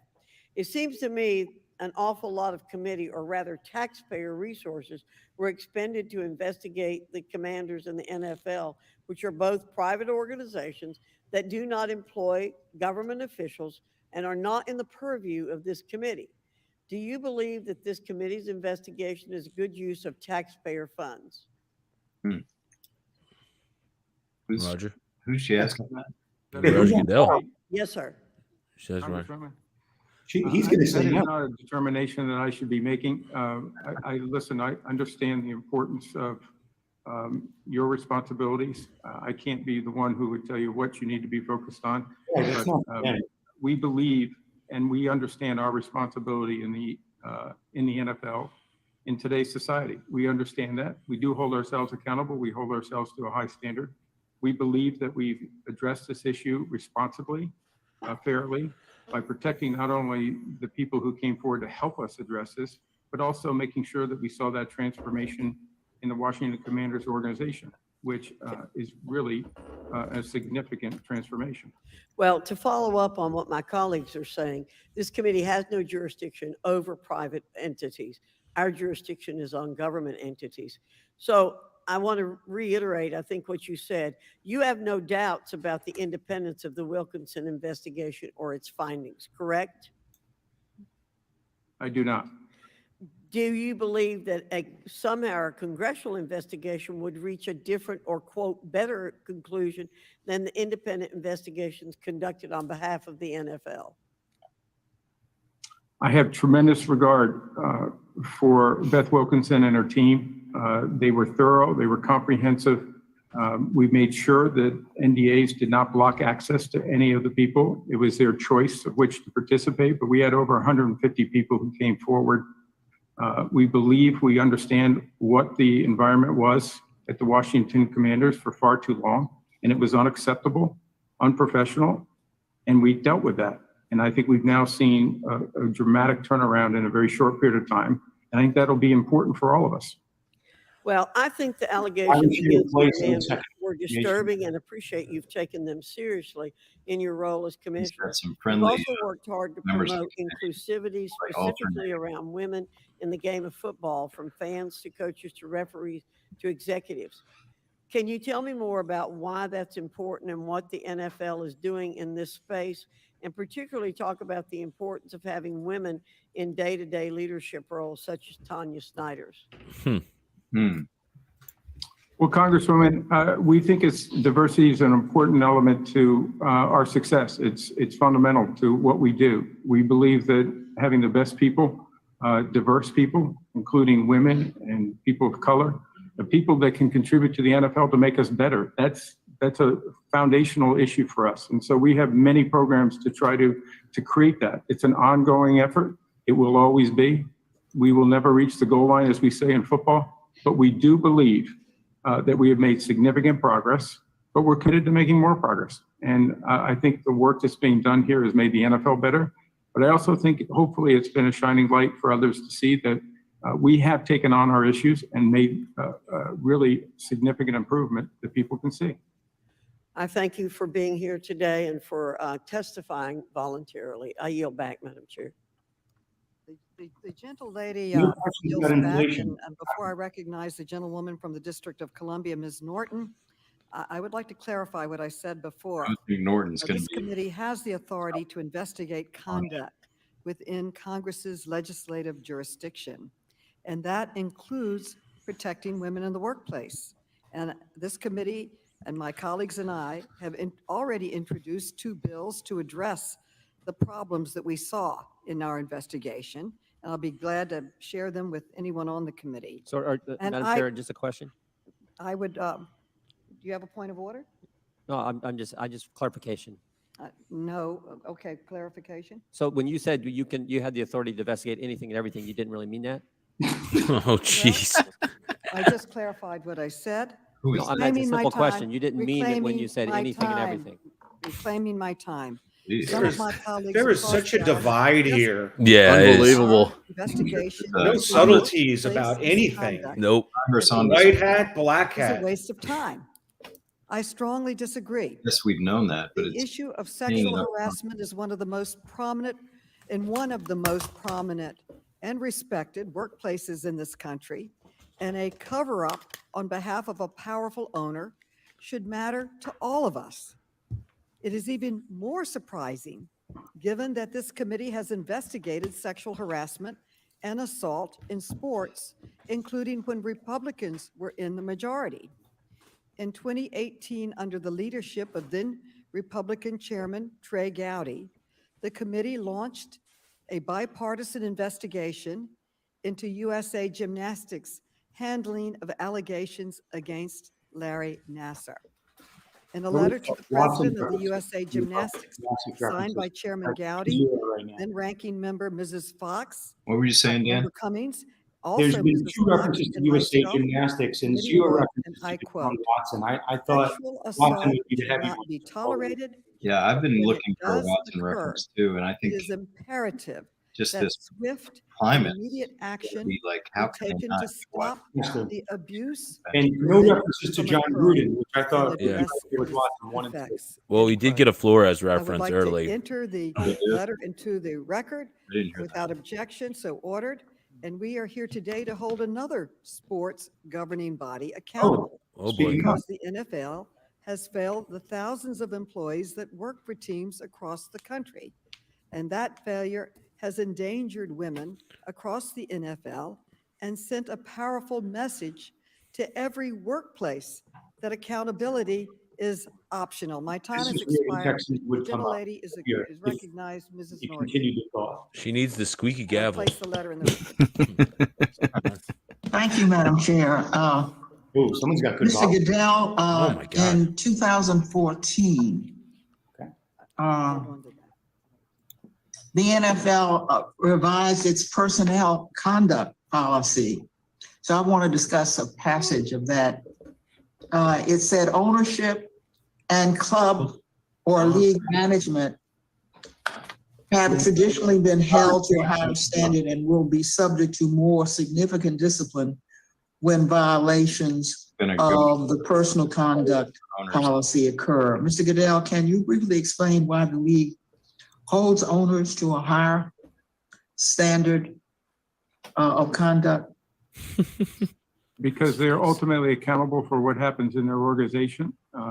They set the standard, and all of us in the NFL hold ourselves accountable to that. Well said, sir. I completely agree with that. But Dan Snyder appears, with respect to Dan Snyder, it appears that did not happen. Before taking over the investigation, you admitted the NFL was monitoring the internal investigation, but as the committee investigation, our committee's investigation confirmed, in July 2020, allegations of potential misconduct by Mr. Snyder were known by the investigators in the matter you were monitoring. Mr. Goodell, did the NFL know about the 2009 allegations of sexual misconduct against Mr. Snyder before it took over the investigation? Yes or no? I think they did. We did know about the 2009 allegations by July of 2000, excuse me. And we made sure that our independent investigator was aware of those allegations, and she was not blocked by NDAs. She had the ability to speak to anybody who was willing to come forward. It was their choice. She did speak to Mr. Snyder twice. So we were aware of that issue in that summer. So the NFL was monitoring the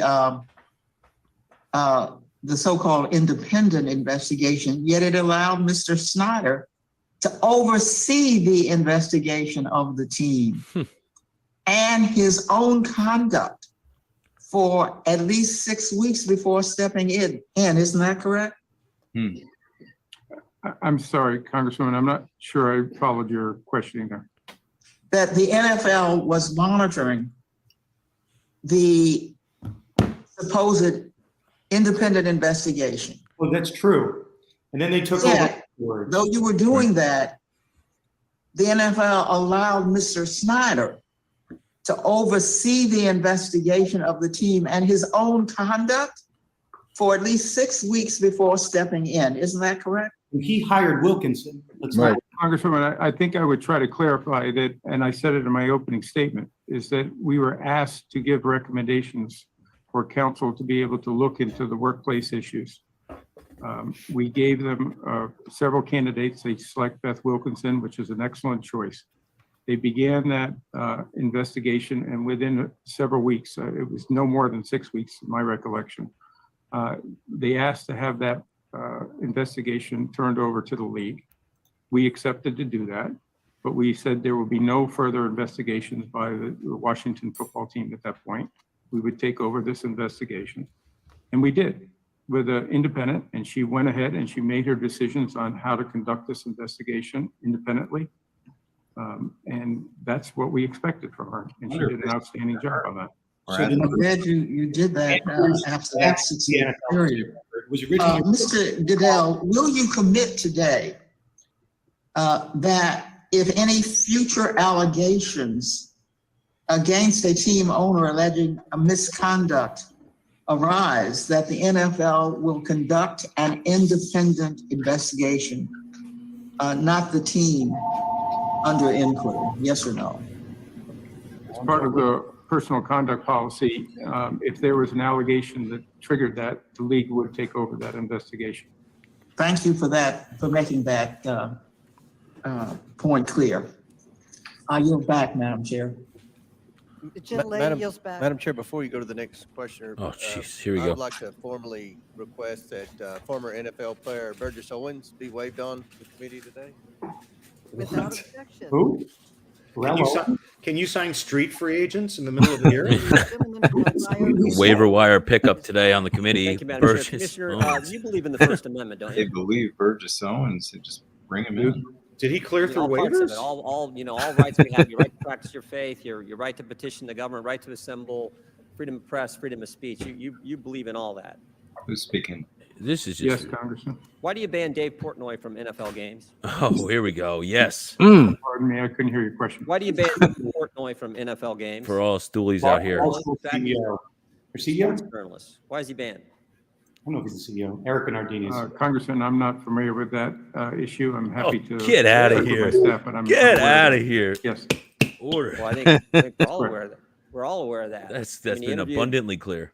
Interviewed the President of the United States, interviewed President Trump in the White House. It seems to me if you can get into the White House, you should be able to get into a football game, particularly as a member of the press and a member of the sports press. Not relevant. Anything I'm about here that? for it.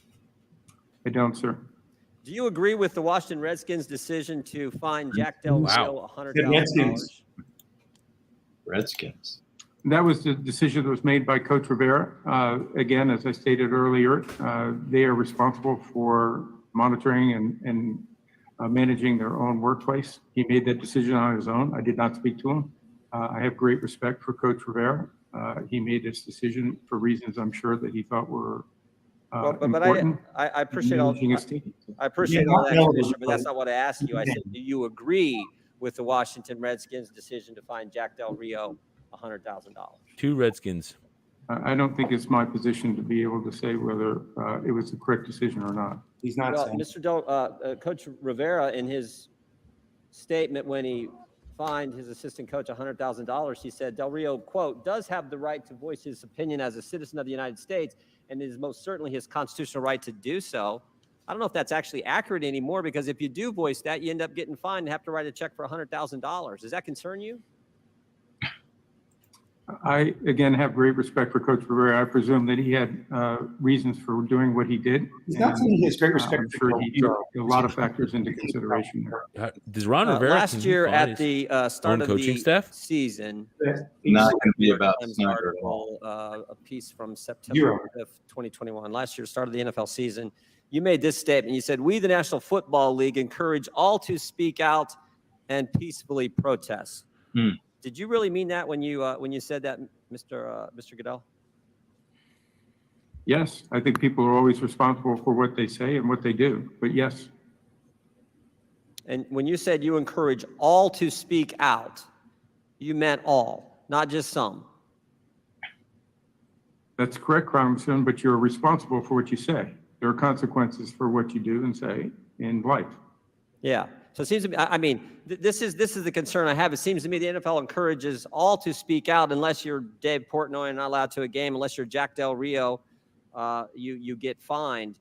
That is, I think, the concern not only I have, but a lot of your fans across this country. Has nothing to do with the topic. Standard. Zero. Does that concern you at all? It always concerns me what our fans think and how they react, but we try to make sure that we're responsible in all our comments.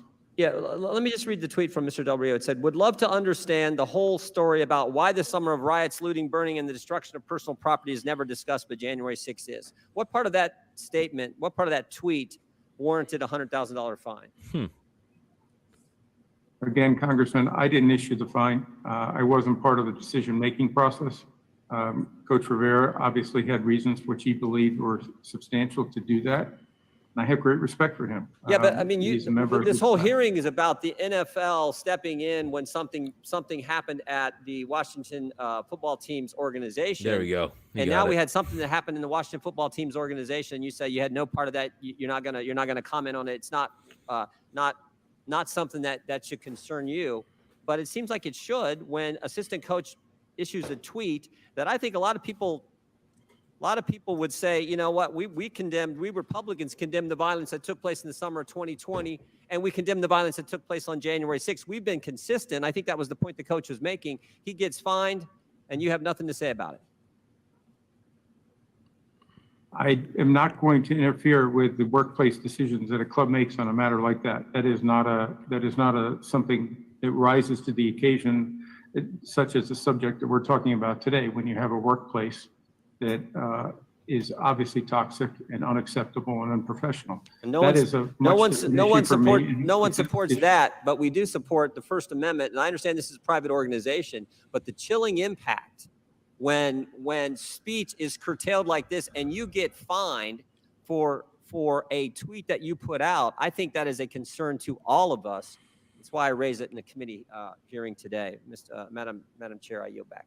The gentleman's time has expired. He yields back. How much time does everyone have? Do you have any idea? Conley is recognized for 5 minutes. 5 minutes. I thank the chair and thank him for accommodating me today. I will just begin by saying there's a lot of chutzpah coming from the other side of the aisle. When the Republicans were the majority of the Jerry on multiple times, it should be good. He was chairman, had no problem having hearings on steroids in baseball. Also a sports issue, also a private entity, but there were no questions about jurisdiction then.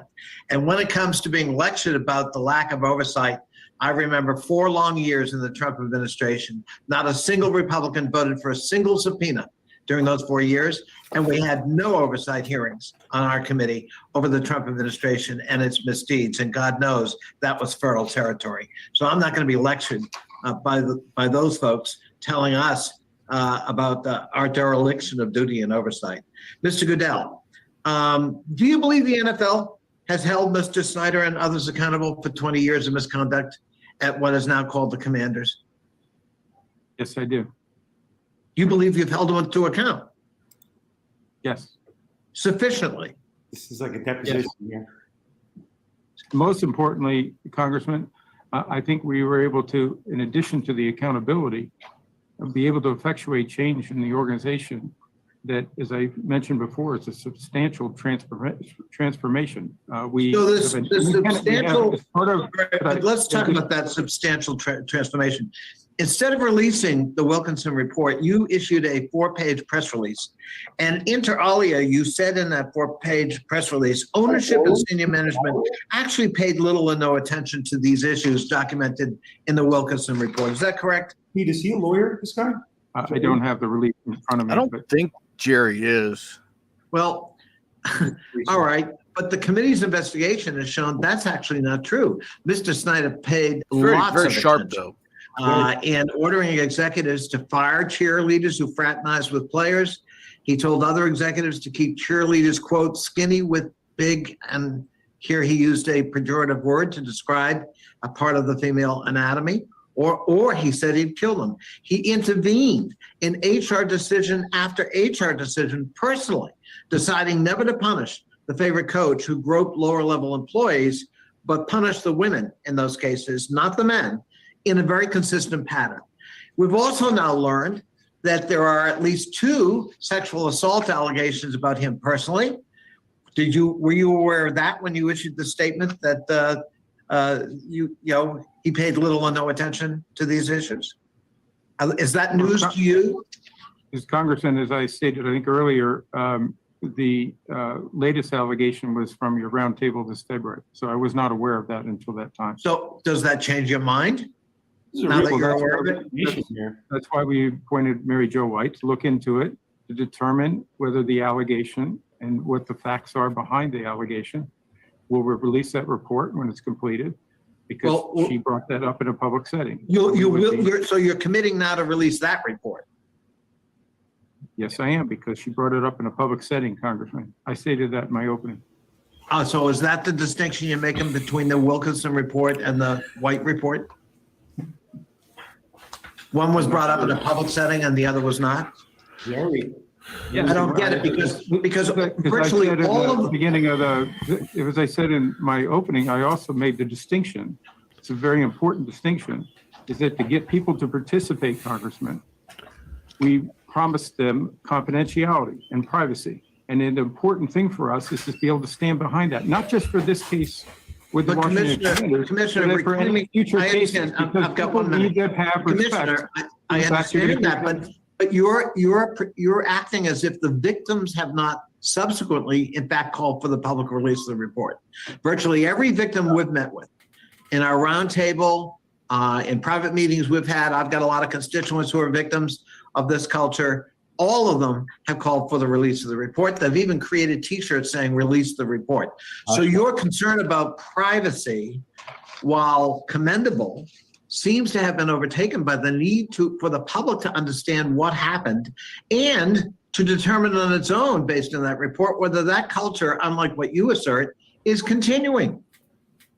But Congressman, I would disagree with you respectfully on many occasions. There are obviously people who have come out. I mentioned again that in my opening statement. You have had witnesses that came forward, and I respect them for that choice. But there are also others that made a choice not to come forward, not to disclose their identities, and to request that their identities be kept private. We think that's fundamental in this concept of trying to make sure, to the committee's point here, none of us want sexual harassment or bad workplaces. We think it's fundamental to have a workplace that people can come forward and tell of incidents, and they can be followed up. We also have Madam Chair's time's expired. The gentleman's time has expired. Thank you for your questions. Thank you very much. The gentleman from Florida, Mr. Donald. Dan Walk, you're muted. Dan Walk, you're muted. Just make a point. Last time I checked, you're the chair of the committee. It's up to you to decide when my time is up, not Mr. Comer. Thank you. Yes. Will somebody please ask him, why not just redact the names of the witnesses who wish to preserve their confidentiality? It's an easy remedy. Washington Redskins/Commanders. Oh, this guy again. Here we go. The commissioner has testified yes. In the previous roundtable, everybody agreed to that. Has the organization been held accountable through financial fines, the distancing of Mr. Snyder from the team for an extended period of time, and with transformation of team culture? The answer to all those is yes, as testified by the commissioner of the National Football League. It has been brought up in his hearing that yes, 4 years ago when Mr. Gowdy was chair of this committee, that we did investigate sexual harassment associated with USA Gymnastics. But it's important to understand the context of those hearings. The disgusting actions of Dr. Nasser were actually coming to light at the same time as Congress was holding those hearings, at the same time as we were going, as that was moving through the criminal procedures. So let's understand what we're talking about here. The workplace environments of the Washington Redskins at that period of time was abhorrent. Everybody in this hearing agrees with that. But have they been held accountable? According to the commissioner, yes, they have been held accountable, which goes back to the point that Republicans on this committee are actually saying, if you want to bring legislation about this, that's fine, that's one thing. But if you want to sit a chair in the middle of this hearing room with Mr. Snyder's name on it, knowing full well that Mr. Snyder told the committee he was not going to be able to attend, well, that takes on the elements of a show hearing.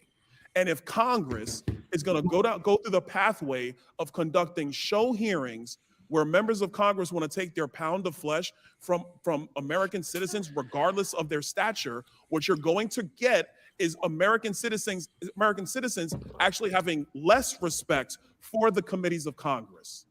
We have so many issues facing us in the United States right now. Oh boy. Gas prices are through the roof. I Bad was just officiating. one time last week. I've had 4 trips to the border. The president of the United States has never been. Meanwhile, fentanyl is coming into every community in the United States. It is killing people in our country between the ages of 18 and 45. It is the #1 cause of death.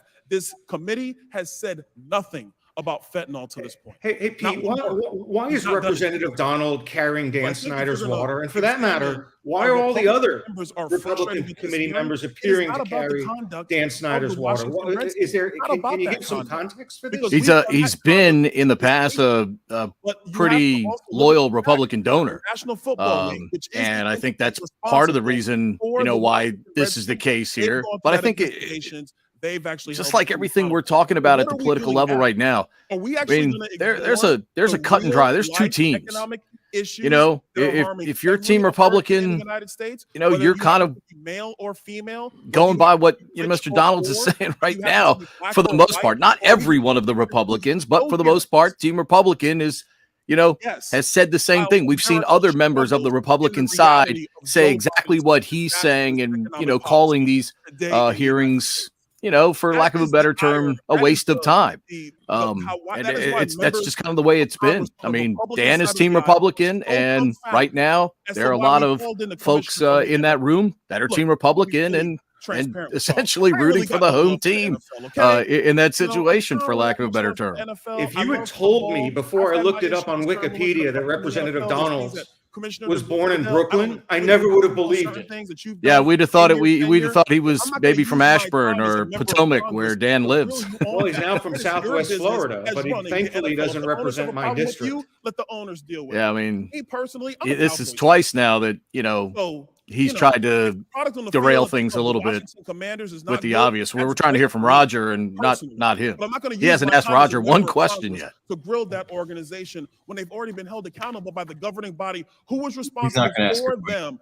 No, his time's about to expire. Yeah, he's all of the NFL has already wondering why we're doing this today. Though I am with him. I'm on the same team with him about gas prices. I think we can all agree on that. It's not about holding sexual harassment in the workplace accountable. It is not that.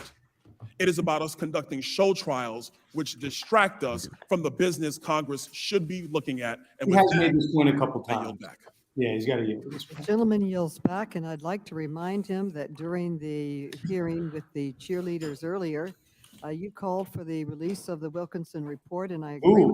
Oh, we're still working to get that report released. It's a bipartisan effort with your call. Wow.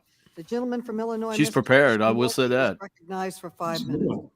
Thank All right, you, here we go. Madam Chair. Thank you, Commissioner, for being here today. Sir, I'd like to turn your attention to this chart I have here to my right. The chart. This chart We got shows charts, the length charts and detail graphs. of reports released after recent NFL investigations. Ooh, On the damn. far Paying right attention. is Deflategate, which examined the air pressure in footballs used by 243. Tom Brady.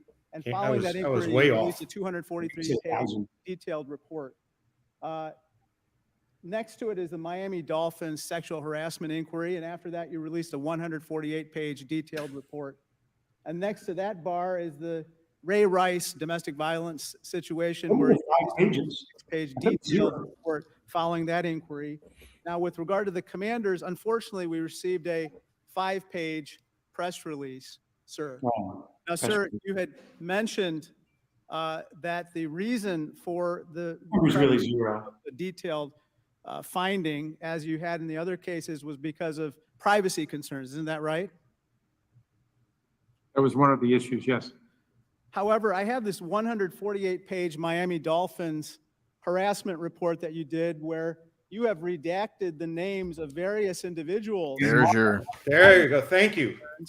And so it is possible to release a detailed report and Yeah, Wallach. protect people's privacy, yet you chose not to do so in this particular case with the Commanders. Wallach, did you text Sir, him? I'd like to turn your attention Do I, to do I win a 2009. prize? You're aware that in Yes. 2009, Yes. Dan You Snyder need to was be in the middle of the feed. sexually You need to be assaulted right in the him middle. on a private Yeah. airplane, correct?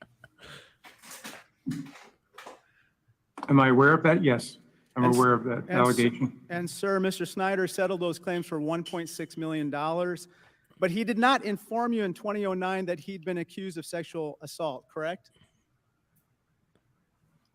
I don't recall him informing of that, no. And failing to report such an incident under the league's personal conduct policy would be a violation of that policy, right? It's an element of the policy that they're supposed to report incidents that would violate the policy, yes. There's never such And a thing as moreover, yes the or policy no. requires that the NFL handle all inquiries into sexual allegations, sexual assault allegations, not the team. However, in this particular case, the Commanders themselves handle the inquiry. So that's yet another violation of the personal conduct policy. Isn't that right? Well, Mr. Chairman, this is something that our personal conduct policy has gone through changes over the last, I would say, last 15 years. So Significant changes to take care and address issues that we see need clarifications. And clearly, we made significant changes in 2014 with our personal conduct policy because we believe But the it needed to NFL is have- supposed to be in charge of the investigation, right? Today, that is absolutely correct, yes. By the way, he is a And if the Harvard sexual Law assault School allegations graduate. are substantiated, that Not assault Goodell. would obviously be a violation of the personal. Nell's our only commissioner that is not a lawyer. Sexual assault is a violation of the personal Surrounded by conduct policy lawyers. in the NFL, right? Yes, absolutely. Now, let me direct your attention to the Now, case go of on, Tiffany run the Johnson. She came before us and testified before me at the February roundtable and answered my questions, basically alleging that Mr. Snyder intentionally touched her in a sexual manner against her will during a work dinner. And that is why you hired Mary Jo White to investigate those allegations, correct? That is correct. And as you sit here today, you don't have personally, any knowledge of evidence that would dispute her allegations as you sit here today. That's a ongoing investigation that's being handled by Mary Jo White. She's very capable of doing that. And if it's She will substantial, report back to me when she's completed the investigation and and we made a if commitment. it to make is that public. substantiated, Ms. Johnson's sexual battery claim would certainly warrant further disciplinary action, correct? It's an ongoing investigation, so it would be That's not what he inappropriate for asked. me to comment on that. But we've said before that we would consider discipline if the results of the investigation warranted. So let me ask you this. You called the commander's workplace not only unprofessional, but toxic for too long. Sir, in your view, is Dan Snyder's behavior in the workplace culture he created and fostered one of the worst and most toxic you've seen in your time as commissioner and your decades of service with the NFL? I don't rank them. I have not seen a workplace in the NFL that is anywhere near what we saw in the context of that period of time for the Whoa, Washington. credit Sir, with all Roger. the challenges we have going on in the Surprising. country, why is it important that we still put an end to sexual harassment That's very and big. toxic work environment at the Washington Commanders? The Well, I gentleman think may, we have, the gentleman may Mr. answer, Chair. but the gentleman's time has expired. You may answer, but his time has expired. Yes, Mr. Goodell, go ahead. I think we have made those changes. And as I said, it's verified by independent auditors that the changes have been made in the organization and we'll continue to do that. But I don't think any of us want to have workplaces that are not safe, not allow all of our employees to feel safe and to be productive without harassment or without discrimination or any other issues that would be negative in a professional workplace.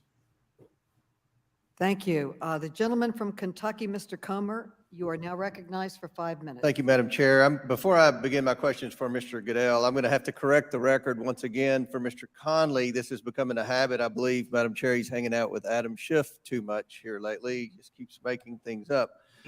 In 2017, when the Republicans were in control of this committee, we had 112 Trump administration witnesses testify. In 2018, Republicans still in control of this committee had 59 administration witnesses. That was during the tenure of Chaffetz and Gowdy.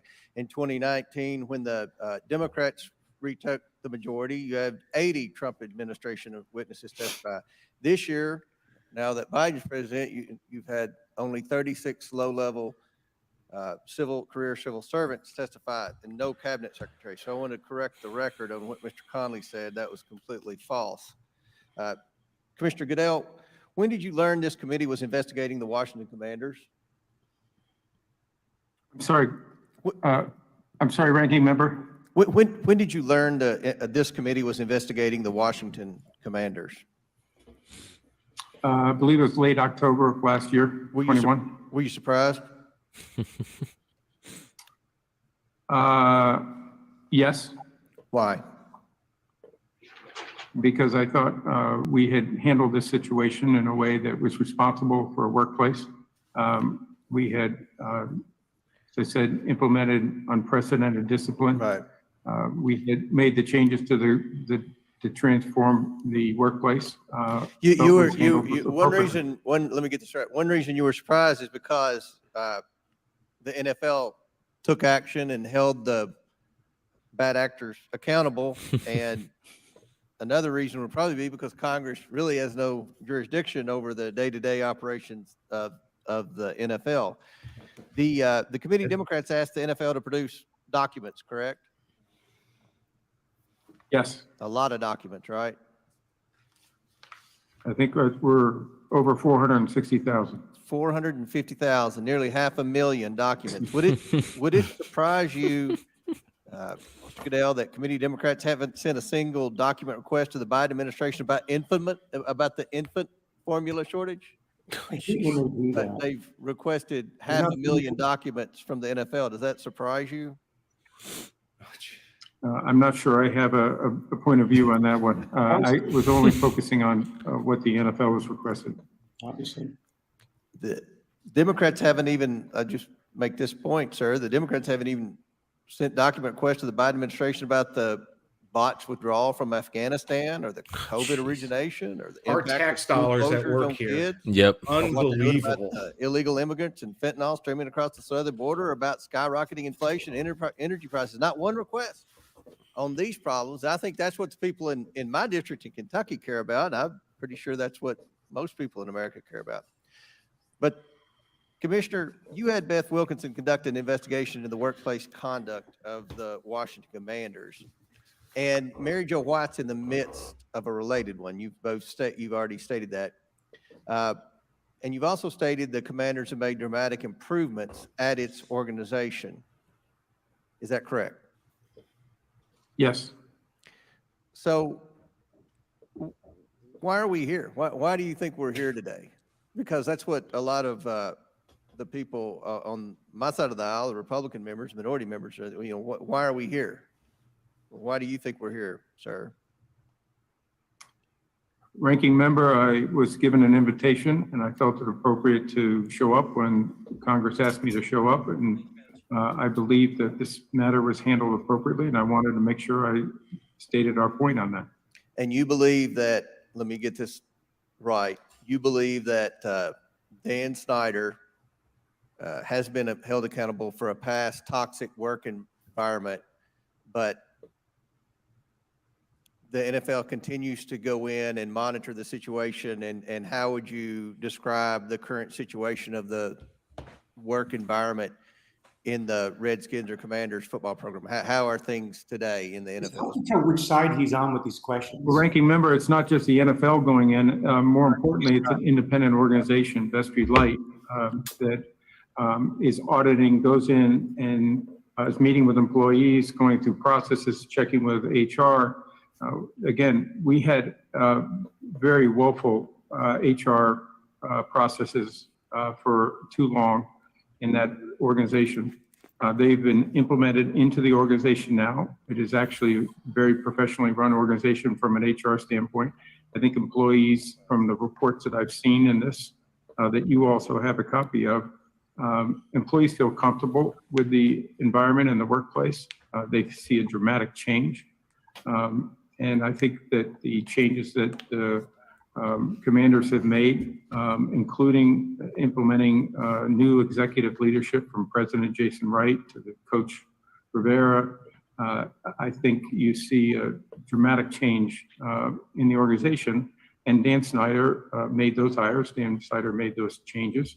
But I also believe that Beth Wilkerson's recommendations to the workplace, the 10 recommendations she made, were very important to implement. And that's why we have ongoing oversight to that, to make sure that that continues, which I think is the most important objective when we began this, is not just the accountability, but really to make sure that we change the direction of this workplace and make sure that it was safe for our employees. Gentleman's time has expired. Thank you. The gentleman from Maryland, Mr. Raskin, is recognized for 5 minutes. Thank you, Madam Chair. After the Washington Post expose of sexual harassment, Dan Snyder announced he'd be conducting an independent investigation Not the one from last year. workplace culture. But then when allegations surfaced implicating Mr. Snyder himself, the NFL said it was taking over the investigation. So far, so good. But then in September of 2020, Mr. Goodell, you entered into a secret common interest agreement with Dan Snyder's team to share information about the investigation, which included an investigation into his own conduct. But you never told the women who were participating in interviews with Ms. Wilkinson that there was this secret agreement to share information. So now Mr. Snyder got access to these interviews. How is that protecting the privacy and confidentiality of the women, which you have asserted is your key value here? Well, the common interest agreement, and I'm not an attorney, is a legal document that helped us transfer. That's going to be a drop. I'm not an attorney. Yet he wants to be an arbitrator. It is an agreement that did not prevent us from sharing information. No, it guaranteed that you would share information, right? No, it allowed us to make sure that we could continue the investigation with Beth Wilkerson so that she would not have to go back and have to meet with some of the people she had already met as witnesses and have to go through that entire process again. Okay, But let me nothing in that common interest agreement. And by the way, I'll just point out too, that common interest agreement was entered into just a couple of weeks after we took over the investigation, when it was clear, before it was clear that this committee was even focused on this issue. Well, right, this committee has nothing to do with it. The point is that Mr. Snyder had access to all of the interviews of the women whose confidentiality interests you're now purporting to assert. I'm puzzled by this too. Why would you pay hundreds of thousands or millions of dollars to investigate sexual harassment in a toxic workplace environment, but then publish no written report about it? You had a 243-page written report on Deflategate, as my colleague from Illinois pointed out, and you had another published report about sexual harassment with the Miami Dolphins where the names were redacted, where people felt there was a confidentiality problem. Why wasn't redaction sufficient to protect the anonymity of the women who were involved in the case of the Washington team? Answer Dan Wallach right here. Congressman, if I may, I just want to, I think, clarify something. To my knowledge and my understanding is Dan Snyder did not have access to those interviews that Beth Wilkinson had done, even while the team was overseeing that. I could see that. So you're that saying part of the he's never seen those interviews, you're saying? Not to my knowledge, and I don't believe so. Okay, why wasn't redaction sufficient to protect the anonymity of the women being interviewed in the case of the Washington team when it was sufficient in the case of the Dolphins? In the case of the Dolphins, my recollection was no one had asked for any confidentiality. Not only did in the Washington no, they did matter, because their names were redacted. When I finish? Please. Not only in Washington, not only did they ask for confidentiality in many cases, we also promised them confidentiality. Yes, that's sure what redaction that is for. Okay, that's what redaction is for. Redaction doesn't, Congressman, with all due respect, redaction doesn't always work in my world. I promise you. Okay. We need to take extra steps to make sure these people who did come through and courageously come forward. All right. I got to reclaim my time here because I got another question for you. Between August of 2020 and April of 21, while the Wilkinson investigation was taking place, Dan Snyder conducted a parallel investigation of the women who spoke out, and he filed 10 lawsuits in 7 states around the country in an effort to expose and undermine those women who had allegedly participated in the Washington Post series. One federal judge described Snyder's legal actions as, quote, an effort to burden and harass individuals formerly associated with the team who may have acted as sources for the Washington Post, adding that the subpoenas that he issued were, quote, being done for what the court perceives is an improper purpose to discover the sources for the embarrassing and damning Washington Post story. So, did you do anything to try to stop Dan Snyder from harassing these women in court after they'd been sexually harassed? And do you condemn this action by Mr. Snyder? I think any action that would discourage people from coming forward would be inappropriate and absolutely wrong. In fact, when we took over the investigation, we told the Washington commanders that they were not to do any investigations.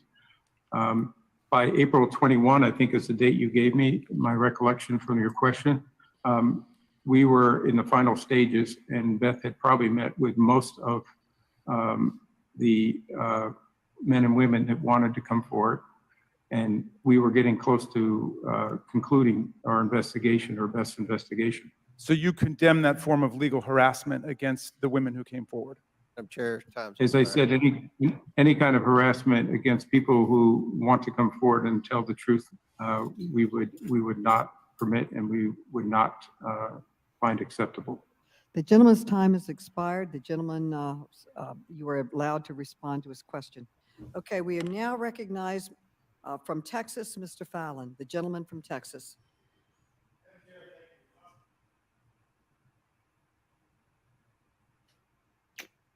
Commissioner, thank you. I want to be frank with you. I'm angry and I'm concerned. Last week marked the 50th anniversary of Watergate, which was a scandal that led to a series of felony convictions and the first resignation of a United States president. And it tore at the very fabric of American society. And a No scandal, relation to Jimmy Fallon, just so we're clear. another scandal rocked our nation, threatening the very core and foundation of our republic. That being, of course, Deflategate, where in an AFC championship game, the NFL footballs, the pigskins, the rock, the pill, the hand egg, the melon, and the leather was mysteriously underinflated by 2 Talking about a show. pounds per million. This led to a multifaceted investigation, months long, thousands of dollars spent. Where the GOAT, Mr. California Cool, the real Slim Brady, the master of the Lord of the Rings, Tom Terrific, Tom Brady was suspended by the league. This guy's a fanboy. Mr. Commissioner, I'm sure you're aware that many in New England worship Thomas Edward Patrick Brady Jr. as a demigod. Being a New England native myself, I don't blame him one bit. So my point here, sir, is that this country simply can't afford another scandal, particularly a preventable one. So I'm surprised that in reviewing the league rules to prepare for this hearing, this critical hearing, we uncovered that the NFL requires footballs today to be inflated to a gauge pressure of between 12.5 and 13.5 PSI. And the rules don't state and specify the temperature at which these measurements are to be made. And the pressure temperature law states that there is a positive correlation between the This is temperature and the pressure ridiculous. of a gas when there's a fixed volume and mass. So how can we, Commissioner, guarantee the consistency of the PSI levels of football? It's an absolute, moving yeah. forward? So serious. Congressman, it's been quite a while since I focused on this issue, but I'll tell you, our procedures now are that our game officials make that check prior to the game. And so they are the ones that do that individually.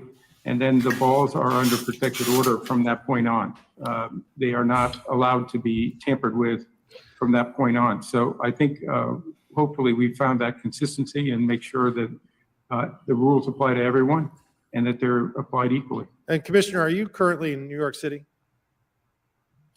Yes, I am. All right, so you're at sea level, and we're here in Washington, D.C. at sea level.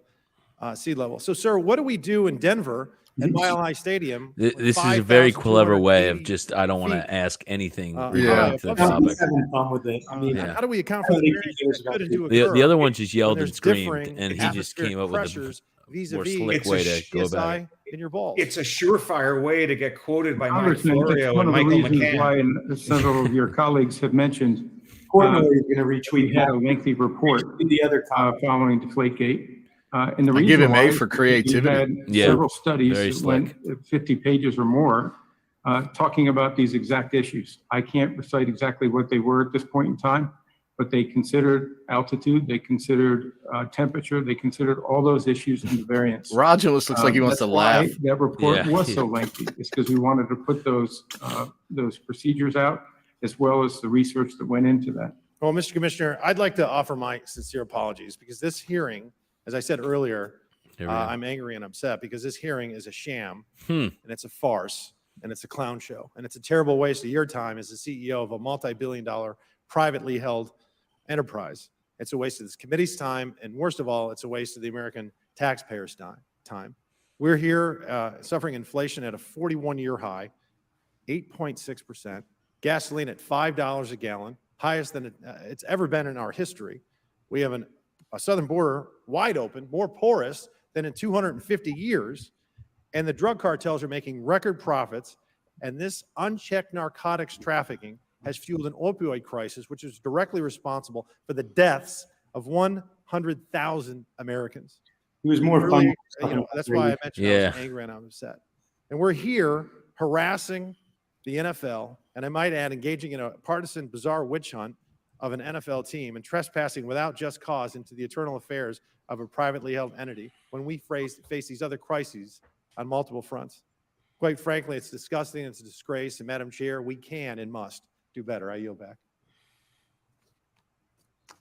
Thank you, Mr. Fallon. And we're going to have the ONDCP director next Monday, so you can direct those questions about the drug trade to him. We are going to now call on Mr. Khanna for his 5 minutes of questions. Thank you, Mr. Chairman. Thank you also to you, Representative Krishnamurthy, Chairman Krishnamurthy, for your leadership on these issues. I know you've been advocating and leading on these issues for a number of years, just to have basic equality in all our workplaces. Thank you. Chairman Goodell, I'm of course, 49ers fan. I represent Silicon Valley. And I'm a fan not just of the team on the field, but I am sure you know Hannah Gordon there, who's a senior executive. And she has participated on a number of panels, actually, in Silicon Valley about creating a workplace that empowers women, about making sure that women have equal pay, about tackling issues of childcare, about tackling issues of discrimination. And she's, I think, extraordinary. She's really helped shape the culture of the 49ers. And so my question for you is, do you look at clubs like the 49ers and extraordinary leaders like Hannah Gordon in seeing what best practices may be for all the clubs in the league? We absolutely do. Hannah Gordon was actually a former employee of ours. She is outstanding. She is a true professional. She made a difference here in our organization, and she's doing that again with the 49ers. I have nothing but respect for her. But as part of the changes that have happened over the last several years is an elevation, I would call it, of sharing of best practices amongst all our clubs from this office as well as the 32 clubs. As we stated earlier, they all have their own workforces and workplaces. Those are their prerogative, but we do believe that understanding and sharing is an important element to making sure we have better workplaces. We also, at the league level, have had many times where we require certain training mechanisms. Some of that came out of 2014 with respect to domestic violence and sexual assault. All personnel are required to go through annual training. In addition, we've made sure that sexual harassment is a requirement of all personnel in the NFL. That includes clubs, leagues, owners, commissioners, so that we can do everything we possibly can to make sure that our workforces are and workplaces are safe and people have a full understanding of what's expected of them.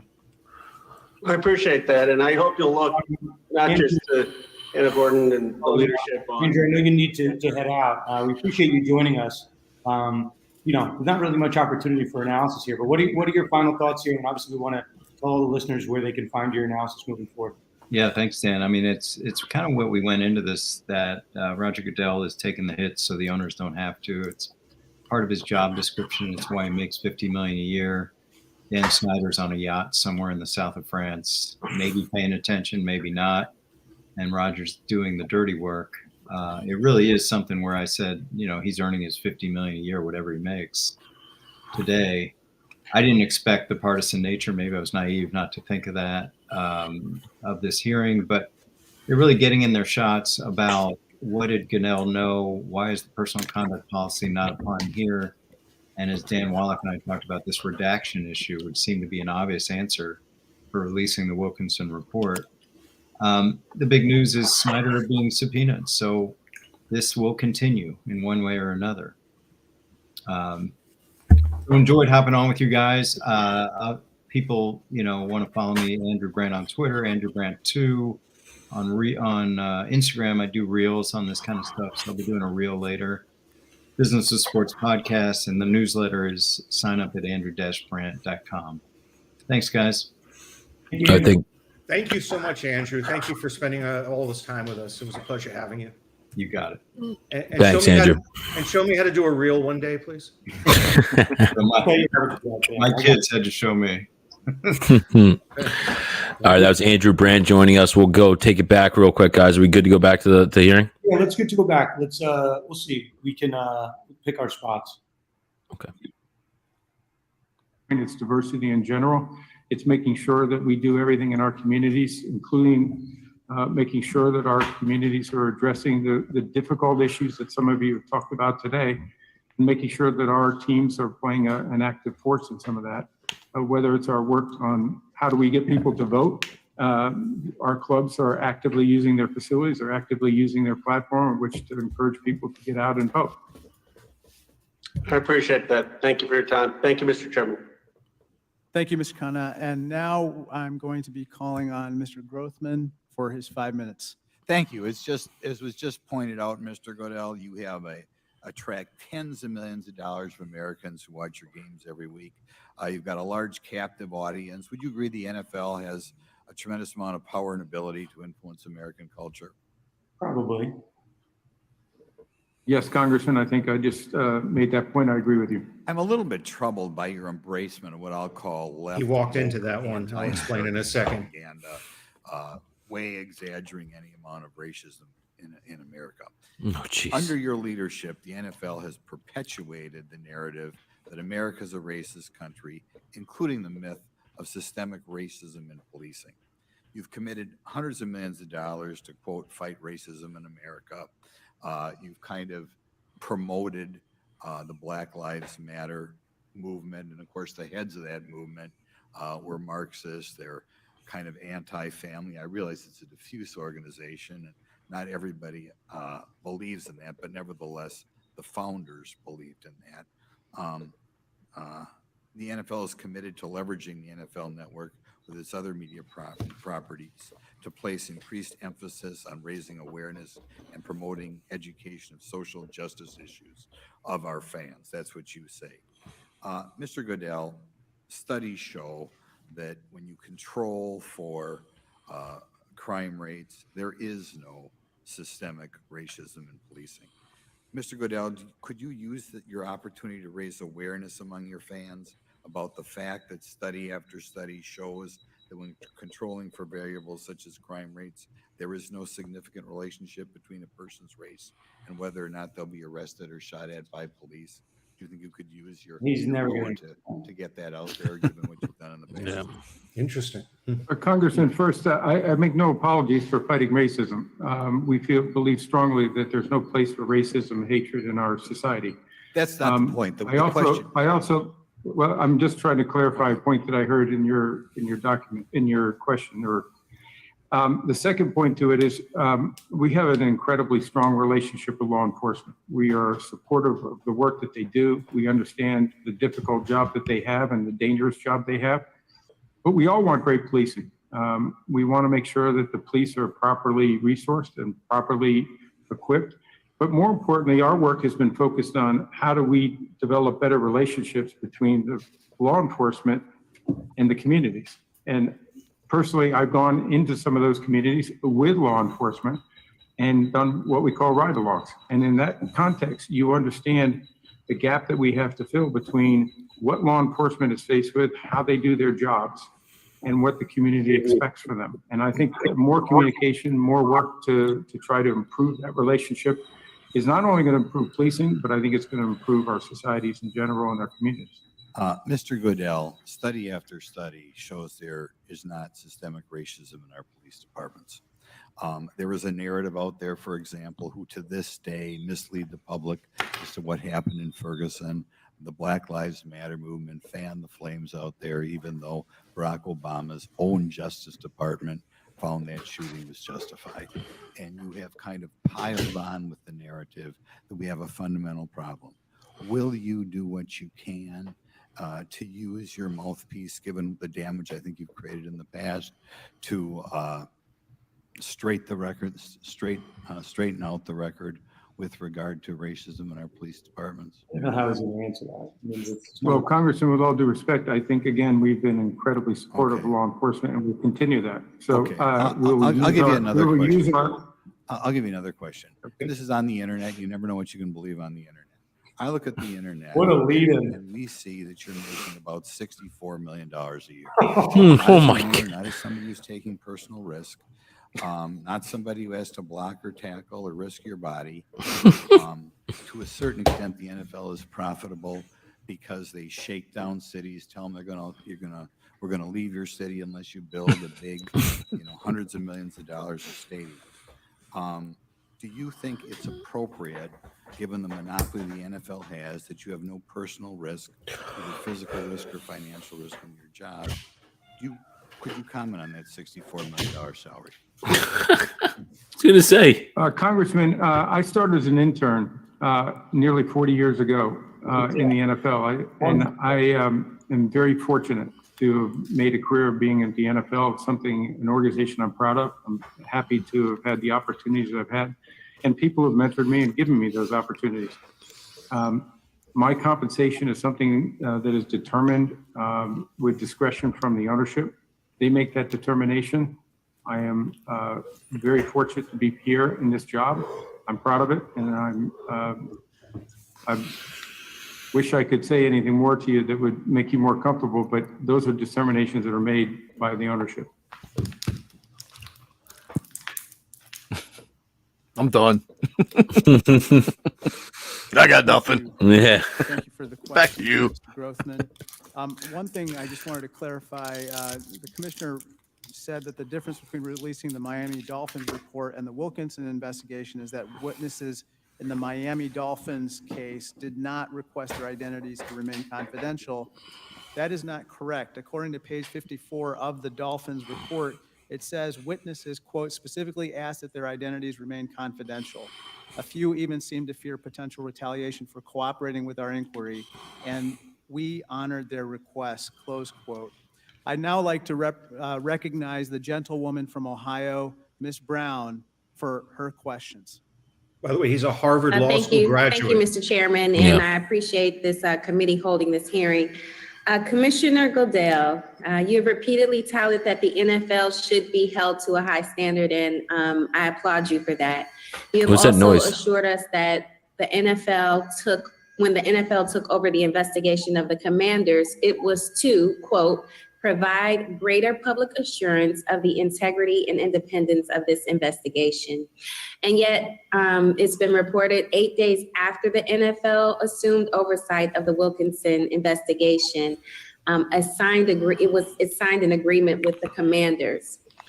A secret agreement is how some might call it. But the agreement gave Dan Snyder the Commanders the right to veto the release information or communication shared with the Wilkinson investigation. So my question, yes or no, Mr. Goodell, is it true that the Commanders blocked the NFL from turning over 40,000 documents from the internal investigation to this committee in response to its October 2021 request? Great question.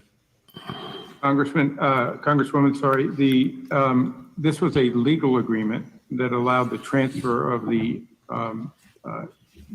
investigation that was begun under the Washington Commanders authority and was transferred to the NFL. I'm not a lawyer, but I fully understand. It's my favorite drop. I'm not a lawyer. My understanding is that it did not prevent us from sharing any information.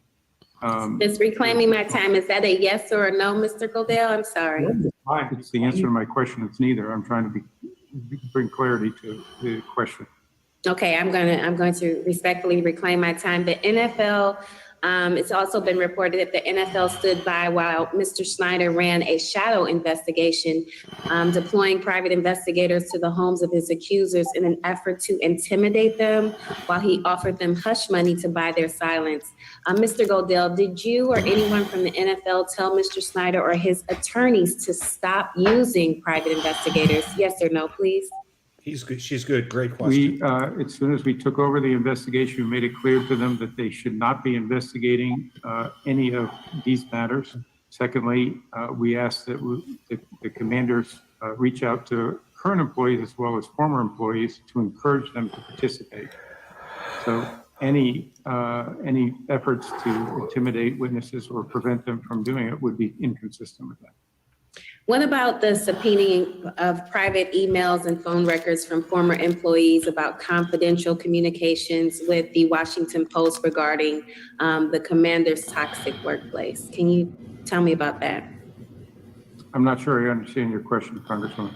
Did you ask for that to cease, or was there any engagement from you to stop that usage? For what to cease? I'm sorry. The subpoenaing of private emails and phone records from former employees about confidential communications with the Washington Post regarding the Commander's toxic workplace? I'm not clear on what that is. I'm happy to follow up with our staff and our attorneys to make sure we get you an answer, but I'm not familiar with that. Okay. All right. Well, after hearing some of the questions that have been put forth and your responses, it seems to me that the NFL picked a side in this investigation, which silenced the voices of employees and allowed Mr. Snyder to peddle his own version of the facts. And I think it's been stated here, while I again applaud the efforts and the steps that you have taken to reverse course, it is, I associate myself with the comments of my colleague, Mr. Rokana. We can and we must do better.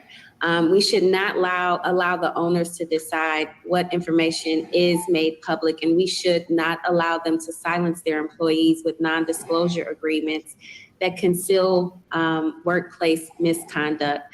So it is my hope and my belief that this committee must act to pass meaningful legislation that will protect the workers in the league and around the country. And so, with all sincerity, I thank you for coming forward and taking the time to answer this committee's questions, and hope that you will continue to take the steps to lead the nation as an example of what it takes to have a productive, quality, safe workplace. Thank you so much. And with that, Mr. Chairman, I yield back. Thank you. The gentleman from Pennsylvania, Mr. Keller, is recognized for 5 minutes. She's helping to buttress the legislative purpose. This committee of had this a joint hearing. roundtable last February, and the subject came up, and my position on this is the same, and that is there is no excuse for abusive behavior or harassment in any work environment. In any instances of such behavior, they should be fully investigated and violators held accountable. But as I also pointed out in February, this committee has been tasked with investigating waste, fraud, and abuse of taxpayer dollars and ensuring government agencies are operating properly. The fact that we are not discussing historically high inflation, prompting the highest Fed rate hike since 1994, Alan, I've got about the 10 nationwide votes and gas you're average breathing topping $5 a gallon, The issue has or the been solved. fentanyl crisis exacerbated by disaster. I'm breathing through a high leverage mic here. That's going to pick up anything. Instead, we are now conducting congressional oversight. I realize over a that. private organization already undergoing an investigation. Madam Chair, this committee must refocus efforts on the most pressing issues affecting the American people, not duplicative ongoing efforts to investigate misconduct. My question, Mr. Goodell, what steps has the NFL taken to promote safe working environment for its employees? This is a softball question. We've made a number of steps going back several years.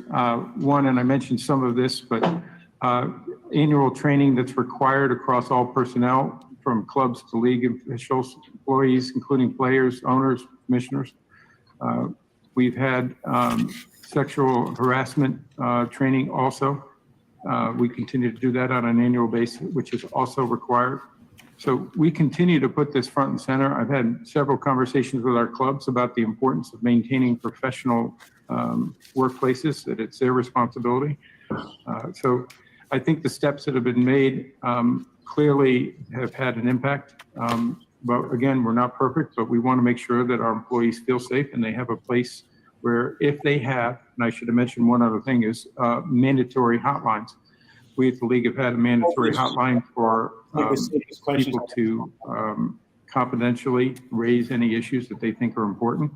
And we also have required that of all our 32 clubs. So I think steps to make it easier for people to report if there are violations or alleged violations, and most importantly for us to follow up responsibly, have been welcome and needed, and are the important steps that need to be taken to keep a workplace safe and productive. Okay. The commanders are required to submit semi-annual reporting assessments to the NFL through July 31st of 2023. What sort of metrics does the team report, and do these metrics provide an accurate picture of the commander's workplace culture? I don't know how metrics could do that. They actually don't give it to us. It's put in a report. It's actually gathered by an independent firm, Vestry Light. They go in, they meet with employees, they meet with the executives as well as HR, and anybody they wish. They have full access. The report that we saw in February that was shared with all of you indicated a substantial transformation of the organization. Many of those that were in the organization said that it's a major change and a positive change, and something where they feel that they're in an organization that they're proud of, and they think that the policies that have been implemented by the commanders and the executives all the way up to the ownership are productive and helpful. So they're doing everything that's been put in place by the NFL to create a culture that would be an acceptable workplace environment. They're Yes, meeting. I think They're meeting. They're clearly. They're meeting. They clearly have their goals. I'm sorry. Go ahead. They're meeting their goals, I guess is my question, and the things that they've been asked to do. I think this work is something that is, you never achieve the goal line. I think you have to continue to work on this. But I think the steps that have been taken, the recommendations made by Beth Wilkinson that were implemented by the commanders, the executives and the ownership have taken this seriously and made significant changes to their organization. There will be more work to do. We all have more work to do. Yeah, but I guess the point is everything they've been asked to comply with, they've been complying with, as they should, okay? But they've been doing that. That is correct. That's correct. The That is commanders absolute- have been fined $10 million following an initial investigation into the matter last year, among other penalties. If the commanders have been meeting the required outcomes of what the NFL has put forth, and you say, of course, there's always training and things that we need to do, but if they've made this progress and been doing the things that the other organizations have been doing, quite frankly, why do we need to have you here today? The gentleman's time has expired. The gentleman may answer the question. Whose dog is As barking? I said, Congressman, I was invited. I think I wanted the opportunity to say that we really have No, it's made not. significant changes to the commanders organization. They have, and I think it's an important lesson and instructive in the sense of making sure that we have participation of the employees in identifying what the culture is, identifying the efforts, and making sure independent people look at that and make recommendations, and those recommendations are implemented to organizations so that they can get better. Okay, so the Gentleman's time has NFL expired. is going to continue doing that, and I'm glad they are. I'm glad you're doing those things in the NFL so people have a safe place to work. I think now the committee can focus on things that they should be focused on to help the American people. Madam Chair, Gentleman's time has expired. fact that Mr. these Johnson from Republicans- Georgia is recognized. Mr. Johnson from Georgia.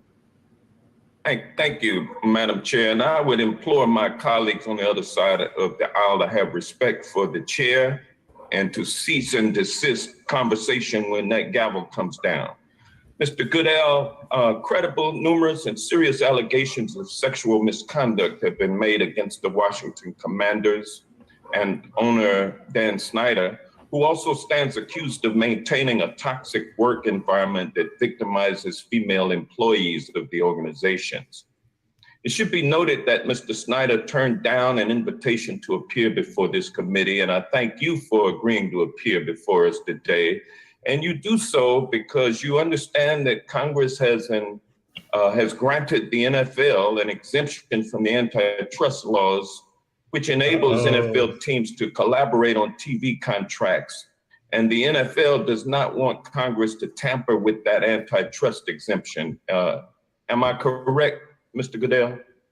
Listening very closely. But we do, I'm here because I feel it's our responsibility to do that. And Well, you would never give you the refuse best of a our- request by the committee to come to testify before the committee because you're concerned about what Congress can do about the NFL's antitrust exemption. Isn't that correct? If I could, let me just address the first Well, portion no, I of just your want to get question. a yes or no answer for that question. It's not a yes or no answer, is it? Yeah, it is, Mr. Goodell. Please. I love his cadence. I'm trying to. The delivery is superb. Just answer my question, sir. I mean, the reason why you come is because you respect our ability to tamper with the NFL exemption, antitrust exemption, correct? I'm here because I believe you should hear our experience with the Washington Commanders, as I said. Secondly, regarding the Okay, all right. Well, let me move I'm on. trying to address your antitrust exemption. I think the antitrust exemption that was put back in the early 60s has been very good for Well, consumers. it has been For the very growth. profitable for the NFL, and I'm going to reclaim my time. This The guy's my findings favorite of so the far. NFL's investigation into allegations of I'm reclaiming sexual my- harassment by Dan Snyder and the Commanders organization remains secret, and Mr. Snyder himself has not been held accountable by the NFL.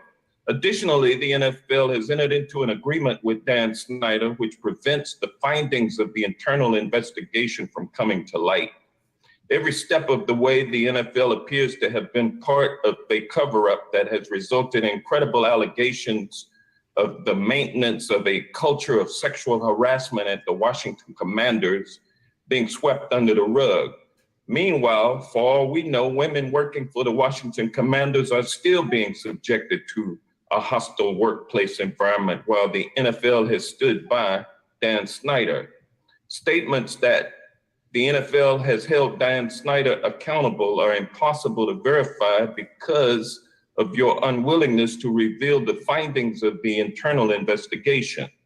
With the antitrust exemption that the NFL enjoys, which has enabled it to be wildly profitable as an enterprise, it is no secret that the influence your company has in the nation and across the world, Mr. Goodell, is fundamental. Why not use this as an opportunity to positively influence the public by holding Dan Snyder accountable for his actions? Well, we believe we have held him accountable. As we said, we had an independent investigation. In what way have you held him accountable? He was fined over $10 million. And his wife He stepped away from the organization now for a year. He's required as so the investigation then has been completed. If it has resulted in a fine, why haven't those results been released to the public?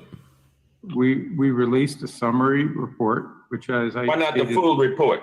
Dan, you got some because there zingers. is no full written report. Why not? We had an oral report. Why has there not been a full written report rendered on this? This very guy is important my favorite so issue? far. Welcome back. There was a I wanted five-page to try report all of my that not only cases. talked about our findings in a summary form, that talked about the toxic organization and the facts that we needed to implement new policies and procedures there. We put those recommendations from the independent investigator, Beth Wilkinson, and they implemented and adopted each of those 10 recommendations. A five-page report, Mr. Goodell, is The gentleman's time has expired. ridiculous. No, Gentleman's more- time has more expired. Hank. More Hank. Call Take upon somebody Mr. else. Gibbs from Ohio. You're now recognized, Mr. Gibbs, for 5 minutes.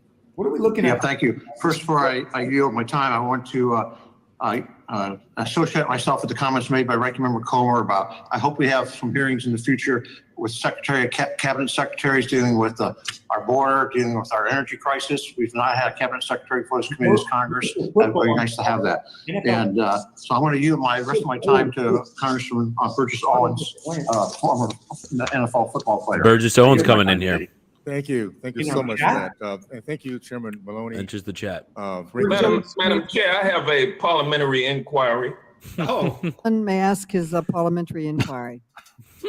Yes, is it proper for a congressman or congressperson who does not serve on a committee but has been waived onto the committee to participate in the questioning of a witness without any further proceedings?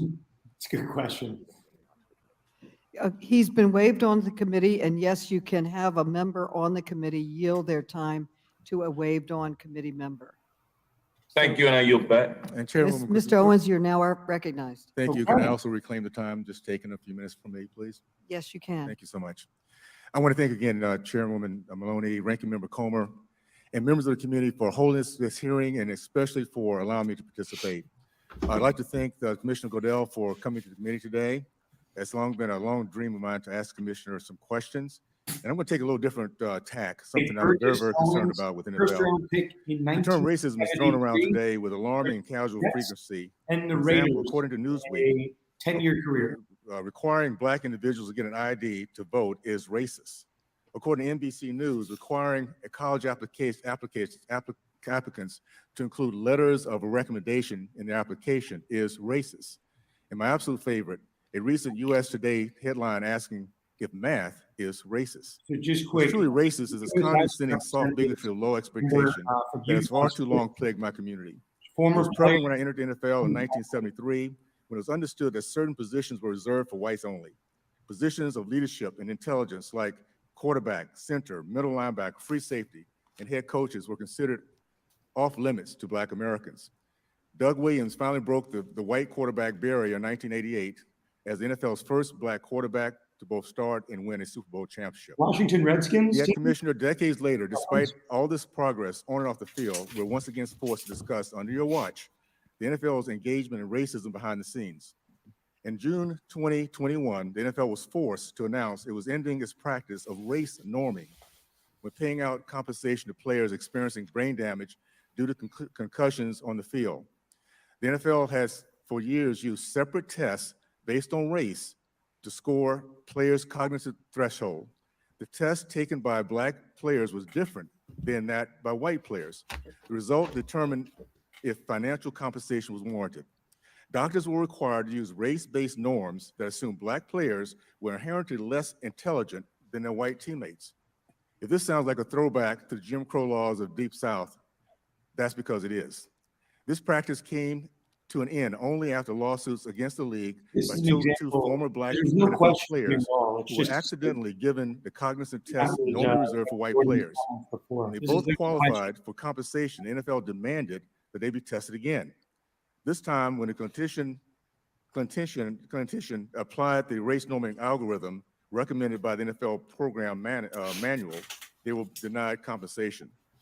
As a result of this practice, the NFL compensated injured Black players and their families less than white players and their families. To say that Black players should be judged by a lower standard of brain function than their white teammates is without question a perfect example of real racism. Commissioner, due to time, I have a couple questions. Just want some yes and no's, if you wouldn't mind. Do you acknowledge that until 2021, the race norming algorithm was used to evaluate intelligence of Black players as part of the NFL class action settlement? Was it a specific time that you're asking about? But this, as you know, I think this is an issue that was part of a settlement with our former players. Yes.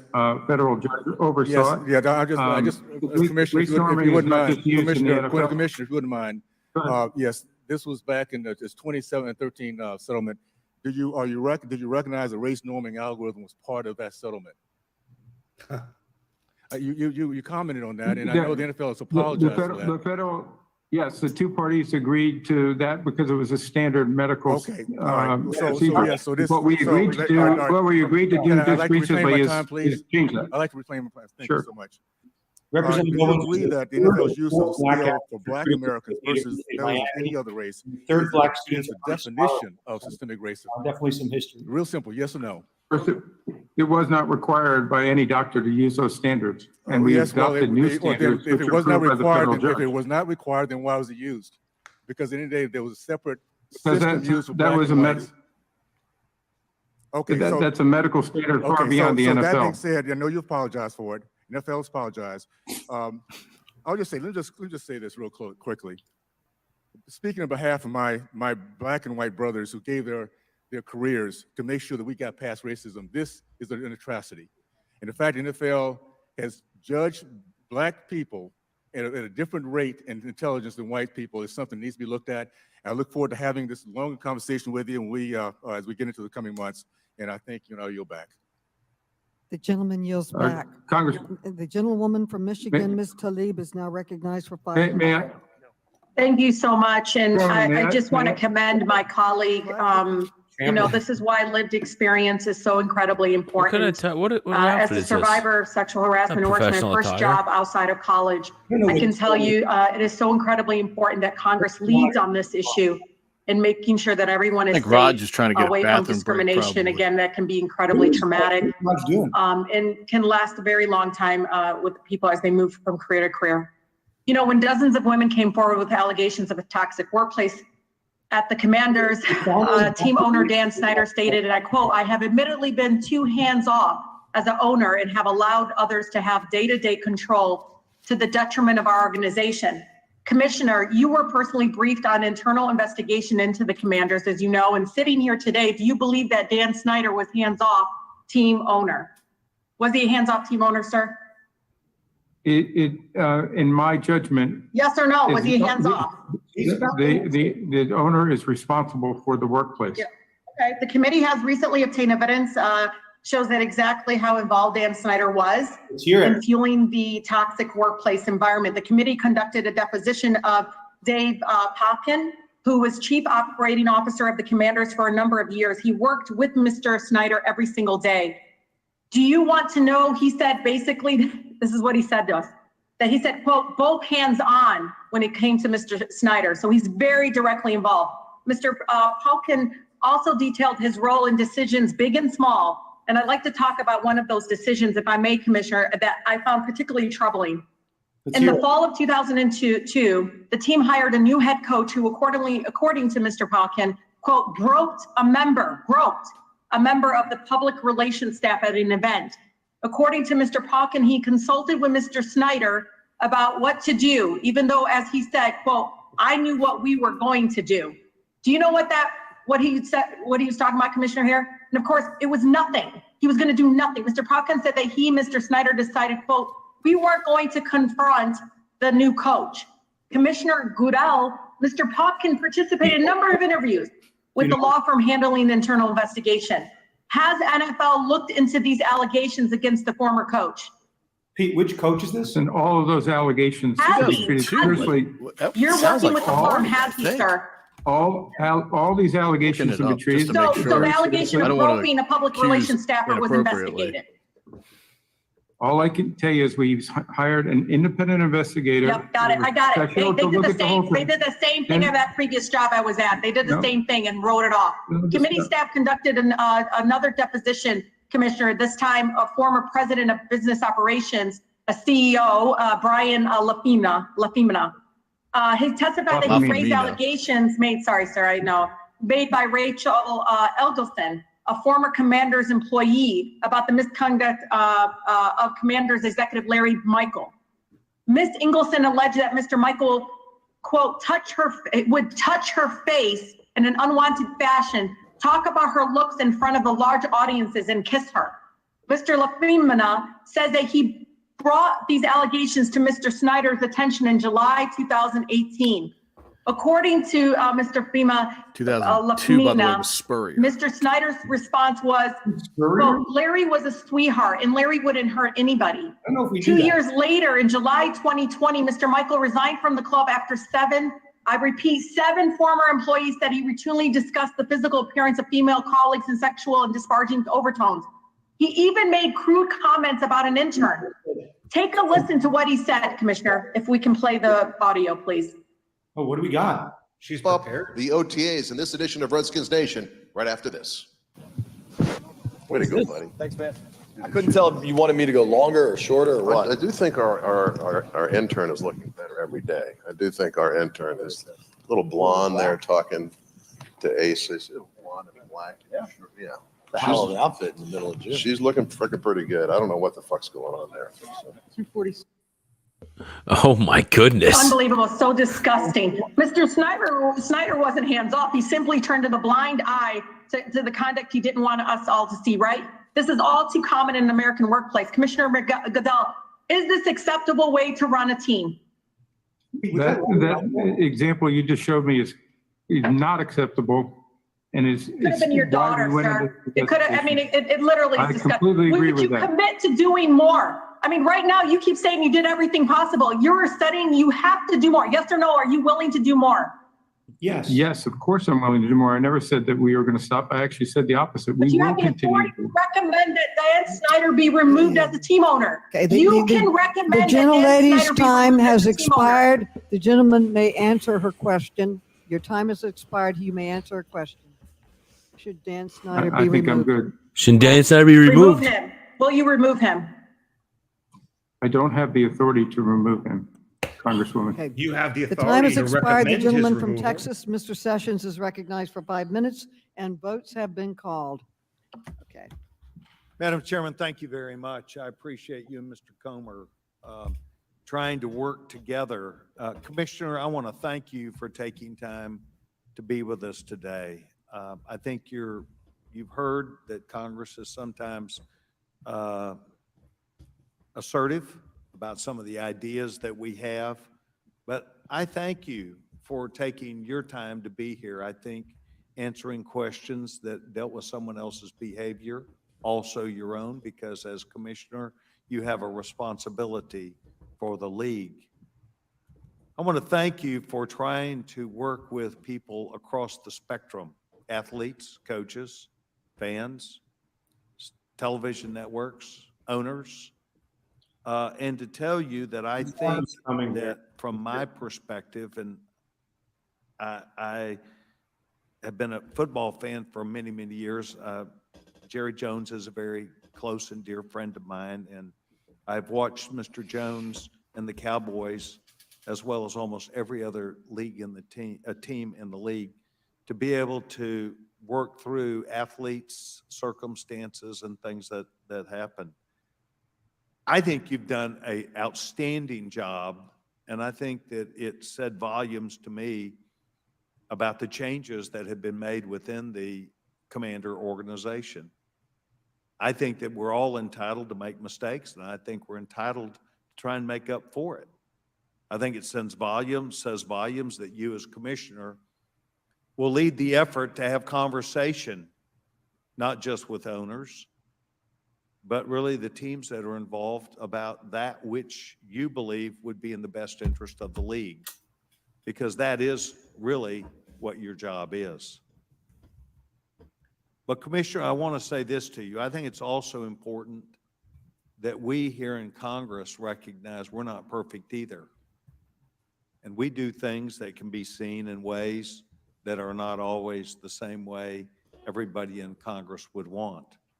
But I have watched in this town over the last few years about an attack against Dan Snyder, an attack at the former Redskin organization because of the name that was selected many, many, many years ago, and a team and a name that became influential across the country in a positive fashion, not just with perhaps African-American athletes, but other athletes who chose to come and play here.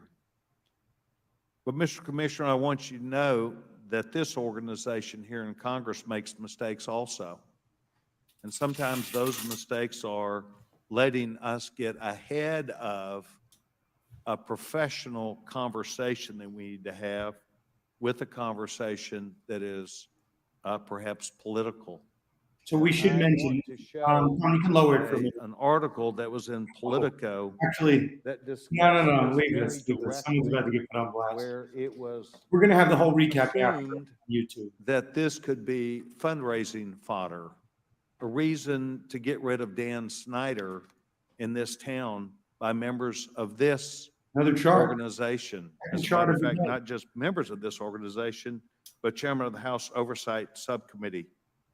And Mr. Commissioner, I want you to know that I think we'd like to invite you back next year. I think you have a story to tell that is one of significance, and one of taking many, many people, diverse backgrounds, people who are sure in the entertainment industry, but people who also stand up as heroes to many of our children. And I think that you've done a great job in taking these men who, by all accounts, may not have had the greatest of life. Perhaps they've turned themselves into something better. I could think about Don Perkins. I could think about lots of people with the Dallas Cowboys that I've watched, Calvin Hill, a number of people that have used their position in society as a result of their athletic ability. Their credentialing has helped them in life. Bill Glass, a personal friend of my family's, became a Christian minister and helped those who were in prison as a result of his direct observations from working in the NFL about diverse people. So I think that there's a great story to tell, and none of us are perfect. The gentleman's time has expired. But we do represent the gentleman's time has ideas, and I expired. hope that you'll accept our The gentleman's chance to come time back. has I expired. yield back my time and thank the The gentleman. gentlelady from California, Jackie Spear, is recognized for 5 While minutes. this is just low, we're going to have the whole feed. Thank you, Madam Chair. I apologize for also having the National Defense Authorization Act backed up in Armed Services. Commissioner, you announced a conclusion of a 10-month internal investigation, and despite hundreds of interviews, you insisted that there was no written report. And yet documents obtained by the committee reveal that the NFL agreed to a written report when it took control of the investigation. I'd like us to put that up on the screen. In the very first paragraph, it says, and I quote, "As part of the investigation, Wilkinson Walsh will complete a written report of its findings." Is this the agreement you signed, yes or no? I have never seen the agreement before, Congressperson, but I know that we signed an engagement letter that was essentially the same engagement letter that was signed by the Washington Commanders. So you made the decision to receive an oral rather than a written report, is that correct? Let's stick to these. We did in October that year on the basis of providing confidentiality to the people who came forward. It was important. Well, that's bogus, because those reclaiming my time, the survivors have begged you to release that report. It is the commanders, it's Dan Snyder, that had PIs hired to intimidate them and show up at their doorsteps. So the question is, were you ever aware of a written report, or were you ever aware of a PowerPoint presentation? Yes or no? I am not aware of that, and I want to clarify something you said in respect to people coming forward. People coming forward, their confidentiality was important to them. Some have come forward and not been concerned about their privacy or confidentiality, but there are many others. The vast majority of the people that were spoken to in the context of this investigation have wanted to continue their privacy and their confidentiality. Will you free Beth Wilkinson? Will you free Beth Wilkinson to be able to speak freely about the findings from her internal investigation with this committee? As we've said many times before in the context of this, the details in the investigation of Beth Wilkinson are privileged. We're going to protect the confidentiality and privacy. We're asking you whether or not, okay, let me ask you this then. For those victims that would like to have the report released as it relates to them, will you release that? We couldn't do that and protect the confidentiality. That's an issue of. That's not true. You could. Not if the victims are willing to have that information about themselves released. I'm not an attorney, but we can't waive privilege for some that would impact others, I don't believe. Well, but I'm happy to have our attorneys be able to address that with you. I'm not an attorney. So the Carolina Panthers, there was an investigation of them 2 years before the Commanders' investigation. They included several recommendations for the league to strengthen its protection of workers. One was a specific prohibition to non-disclosure agreements to limit reporting of potential violations. Did the league ever adopt that recommendation? Mary Jo White made 4 recommendations. I think that's what you're referring to. We implemented 3 of the 4. The one we didn't, that we were concerned with, was that all workplace violations or allegations had to be reported to our office. We don't think we were situated to be able to handle all that, but obviously that's something that the individual clubs are going to have to be able to address their own workplace. Would you? If there's a violation of law or personal conduct policy, that will be reported. All right, reclaiming my time.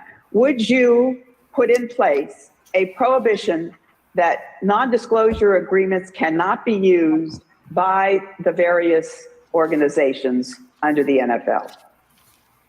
Well, I think this is similar to what the chairwoman mentioned in your legislation. And we said that we are operating on the basis that non-disclosure agreements cannot prevent a witness from coming forward and sharing the information with us. We understand the legislation. I'm just asking what you would do professionally yourself. Right now, we do not allow our employees, our employees to use a non-disclosure agreement to not to cooperate with a league investigation. So non-disclosure agreements by each of your various teams are not being used? Is that what you're saying? No, I'm not saying that. The They're gentlelady's time has expired. The gentleman may answer her question. I'm not saying that. State by state, our teams operate in different states. They have different laws. So the federal legislation is something that we're willing to work with the committee on. Thank you. The gentleman's time has expired. And before we close, I want to offer the ranking member an opportunity to offer any closing remarks he may have. Ranking member closing, Comer, you are man. now recognized. We're rounding Thank out. you, Madam Chair. This is going to be fun. Thank Commissioner Goodell for Mr. testifying here today. Thank you, everyone, Really for joining appreciate us that and sticking with us the this whole conversation. numbers. And let me It's the first time summarize we're doing this, so we really what appreciate it. we heard. Not a today problem. in 2.5 hours of And Pete testimony. Pete is Medhurst, that, you want to give a little bit of there a was a sign off toxic for work culture point? at the Washington. Yeah, certainly. We're going to be talking about this in about an hour and a half on the Team 980, which you can listen to on the Odyssey app for those of you not in the DC area. We'll have full reaction to it and, of course, give the fans a chance to react to it. I mean, one thing I will say, Roger Goodell earned every bit of whatever that salary is, whether it's 50 million, 64 million is one of the 64 million, I think representatives said today. No doubt Raj earned that money. And I guess now the only drama is to see whether Dan will answer to the subpoena. And as Roger told us, he does not hold the cards in terms of removing Dan from the league. Ultimately, that comes up to the other ownership groups and whether anyone really wants to push for that within those ownership groups. Certainly there was, audio introduced today that, I don't think any of us had heard yet. I think that becomes an interesting topic, certainly for discussion, at least in the short term going forward. But ultimately, again, I mean, what Dan did and what Dan did not do still remains of question. Still, of course, a cloud of mystery around it. And I'm not sure we're ever going to get closure that maybe either side, quite frankly, is looking for here. So we'll be talking about that later on this afternoon. And folks can follow me on Twitter at Pete Medhurst. And of course, while we've got the forum, I want to thank Dan. Dan's always a constant guest with us when we ask him on the Team 980, when we get to these types of complex legal issues that we seem to be discussing quite more in sports, not only in football, but throughout a lot of, sports in general. So appreciate the audience hanging in there with us today. Thank you, Pete. You were fantastic. We really enjoyed having you on with us, sharing your perspective, and just buckle up. It's going to start to really heat up beginning next week. We'll have a subpoena. We may have a federal court battle over some of these issues. Yeah, we'll see. I mean, Dan was lucky enough to get into the league as an owner, allegedly a fan of the team. But, from the time he got in, he thought he was operating a fantasy football team, from picking and choosing players, hiring people that really didn't have his best interest when it came to that. And now, unfortunately, we're still, paying the price as a franchise 20 years later. So almost seemingly no end to this, either on the field or off the field as well. I think one of the biggest shocks, too, is we didn't hear a mention of anything about Deshaun Watson today. And it's such an irrelevant kind of case. You'd think that his name might just come up, in crossing and asking Goodell what his thoughts on that case, especially with the news that he settled 20 of the 24 cases yesterday. That didn't come up. We did see Flores mention early, as well as the Miami Dolphins scandal. Then they brought the Ray Rice, that whole Deflategate. Those were all brought up. But Deshaun Watson's name eludes this hearing, and that's kind of a little bit surprising to me. Yeah, especially with the news of yesterday. This is important. Okay, I'm sorry, Pete. Yeah, good, Dan. This is important. She's talking about the committee's jurisdiction. This is going to be the key issue. Okay, here we go. To investigate any matter within Congress's legislative power.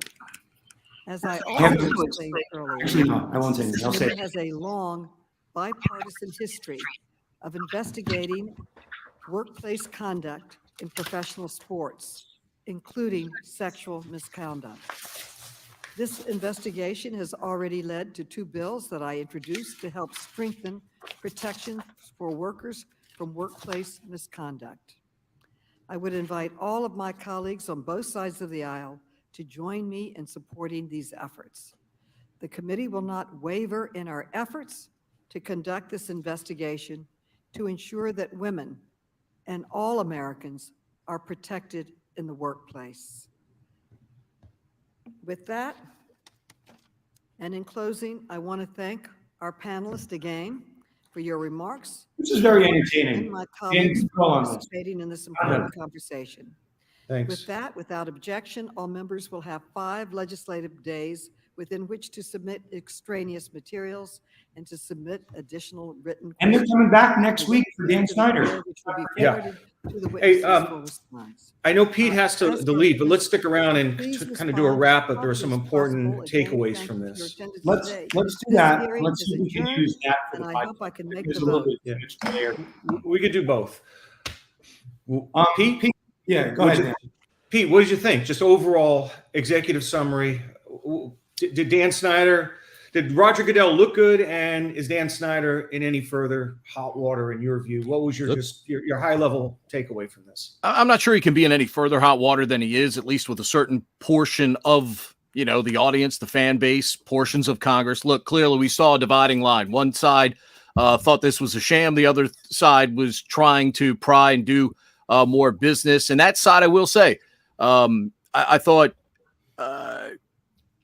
thought there were 3 or 4 folks clearly on the Democratic side that I thought came with sincere, honest intentions in terms of trying to get direct information and reaction from Roger Goodell here in this situation. Because look, so once a one-time opportunity to get the commissioner, and I thought give Roger credit for sitting down and doing this. He's 3.5 hours, 2.5 hours, whatever it is now, sitting there taking these questions, clearly sitting through the one side who knew they didn't want to be here, and clearly made that somewhere a little more entertaining than others in terms of expressing that. I'm not sure Dan could be in any more hot water. I think what this does, though, this now, and I'm sure that subpoena is going to arrive, this does give Dan and his legal team now an idea, a reference point on what some of the material was, so they can now brief Dan, because for whatever reason, and maybe it's something that has been part of his entire life, he's incredibly uncomfortable in public situations, whether it's,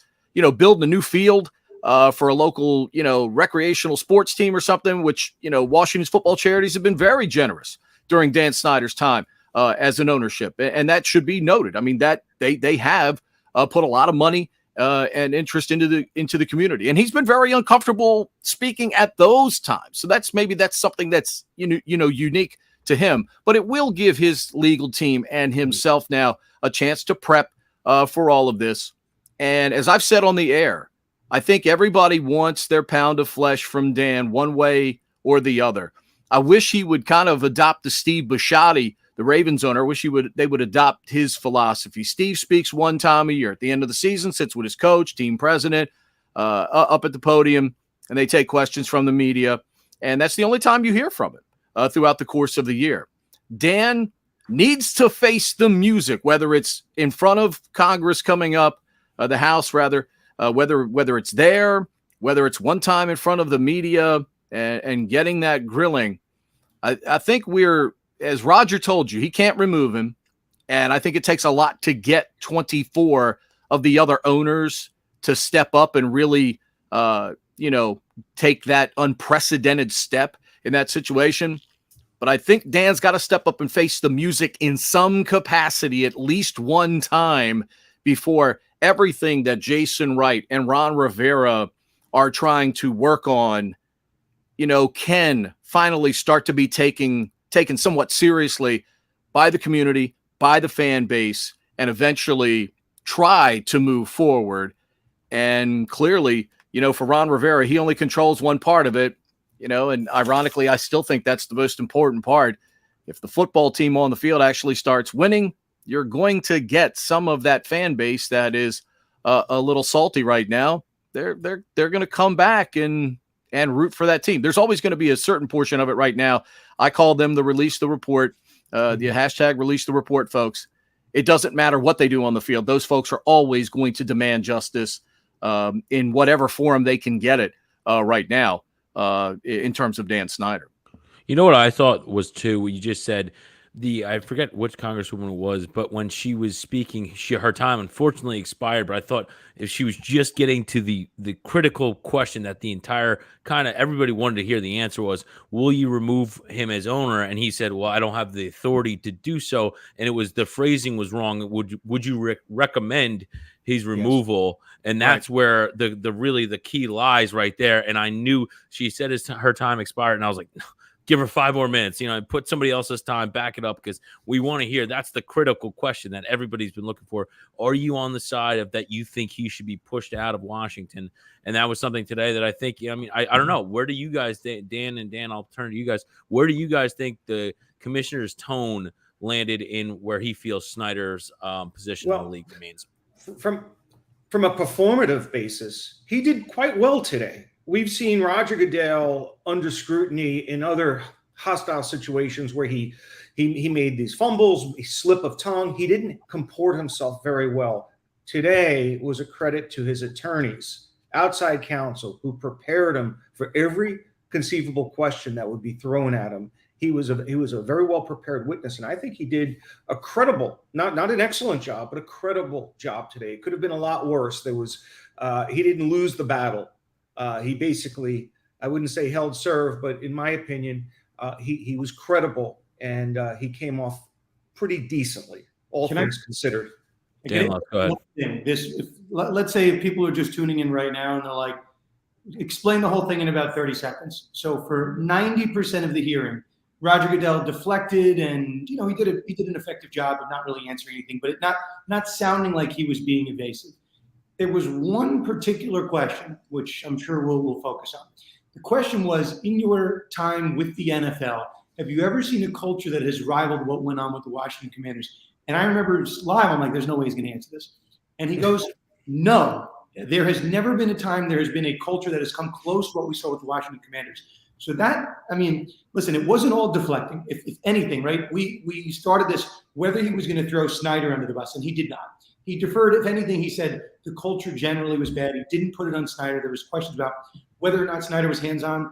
He deflected all of those. When it came to the question of whether the culture has ever been replicated at all in the NFL, he said no. Because if he said otherwise, right, I think he walks himself into a hole that, like, how pervasive is this? Why are you just focusing on the Commanders? So I think, Dan, to your question, to your point, like, he was prepared for that.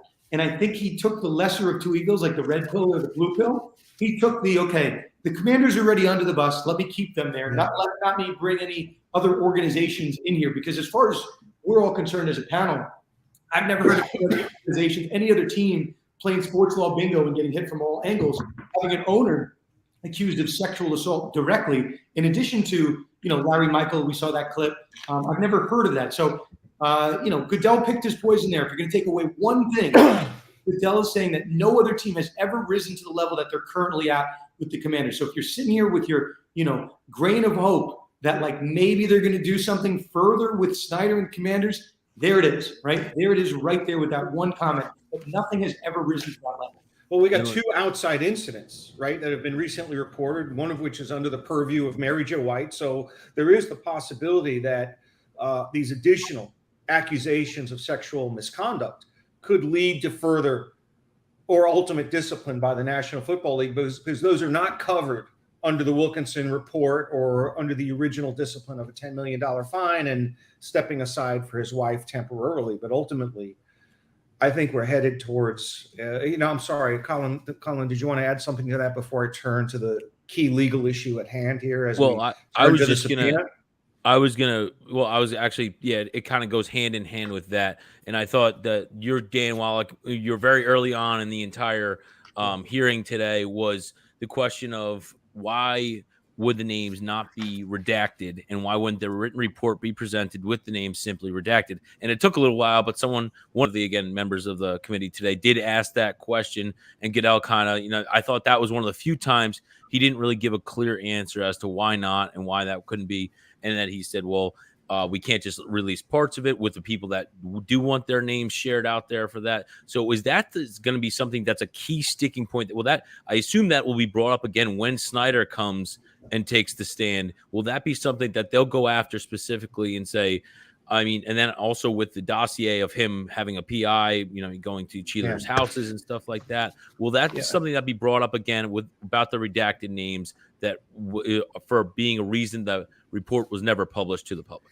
Well, you're not going to see Dan Snyder for quite a while as this, he's going to receive a subpoena and he's not going to say, okay, geez, when do you want me to show up? One action will be met with a reaction, and the reaction will be defensive. And Snyder's argument is going to be the one that I previewed prior to the hearing beginning. Is this a permissible scope of inquiry for a legislative committee? You have to remember that legislators, they write laws, they pass laws.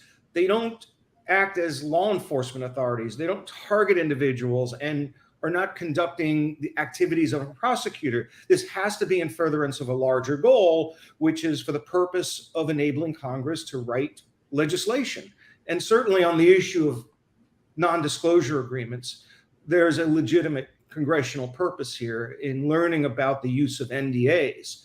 But when you go considerably beyond that and are really trying to engage in either self-promotion, I can't even pronounce the word, or target Snyder in some way, or use the opportunity to punish him for his infraction, or to, punish Snyder and hold him accountable, then that goes beyond what Congress is allowed to do. And there are going to be a couple of key legal arguments that focus on that Snyder's legal team will undoubtedly raise. So while the investigative power of Congress is broad and it's indispensable, there are limitations to a legislative body's investigative power. And one of those limitations is that you can't use this information to enforce the laws or to punish people for their infractions. Those are responsibilities that land at the feet of judicial branches and the executive branch of the government. That's not a legitimate purpose for Congress. It has to be related to a legitimate legislative purpose. And that's going to be the core question that a federal district court in DC will have to address in a week or in a few weeks, because it all comes down to that. And there's no certainty here as to how that will play out. It's certainly on the borderline. Yeah. Well, Dan, I mean, I just want to say we're going to be wrapping our coverage in about 10 minutes here, but I wanted to kick it to Pete once more about just knowing the tone and the vibe in DC. If you're a Commanders fan, you're a Redskins fan for years, and then the Washington football team, and now a Commanders fan. What do you feel like today with the committee subpoenaing Dan Snyder? Do they feel like that's some sort of, if you're pro Snyder out, do you feel that's some sort of win now that he has to at some point get in front and sit down and answer questions that are going to make him uncomfortable? Does that feel like that's a win and that's a step in the right direction for the fans that want him out? Well, I mean, I think that is at this point the only thing you can hope for. As I've said, and I've been very consistent in my message all along on the air about that is, I don't think Dan's going anywhere unless there's some smoking gun that comes out of nowhere that we're not really familiar with. Now, maybe if somehow at some point they prove some of those financial improprieties, if there was a significant amount of money out of what's been alleged there that was withheld from the NFL. I mean, heck, we even saw Matt Schaub on Twitter saying, players, we need to pay attention to this because that affects us also. That means we've had money withheld from us as well. Now, unless there's some smoking gun there where a significant amount of money has been withheld, I still think through all of this, I don't think Dan's going anywhere. I don't think his stewardship of the franchise is going anywhere at this point. As I've said, their only recourse at this point is to have him have that one moment of being uncomfortable, being squeamish up there. We know he doesn't seek the limelight. I mean, he is the complete 180 from Jerry Jones. And maybe that's one of the reasons why Jerry Jones gets somewhat of a pass, because he's very open with the media, very cooperative with the media. Yeah. Because they've had an interesting 12 months of storylines with that franchise as well. But folks want Dan held accountable in some respects. And if it's not taking the franchise from him, it's at least having to speak up, speak publicly, not through paper, but speak publicly and make those apologies and tell people under oath that I did not participate to this level in these misdealings with our franchise. And I think that right now is the one hope that those people can have, because as we know, it takes extraordinary measures to have an owner removed from the franchise. And I do believe the moves that he has made by bringing in Jason Wright and allowing Jason to have some autonomy on the business side, and with what Jason has done, obviously hiring Ron Rivera, who's as respected as anybody in the league, I do believe that has built Dan some cachet with those around the league. And I think you kind of heard that message consistently. None of us can relate to being fined $10 million. There's no way to equate that into our own professional lives. Okay. But Roger made it clear by making Dan, who loves to be around the team, step away, step to the background, taking $10 million out of their pocket.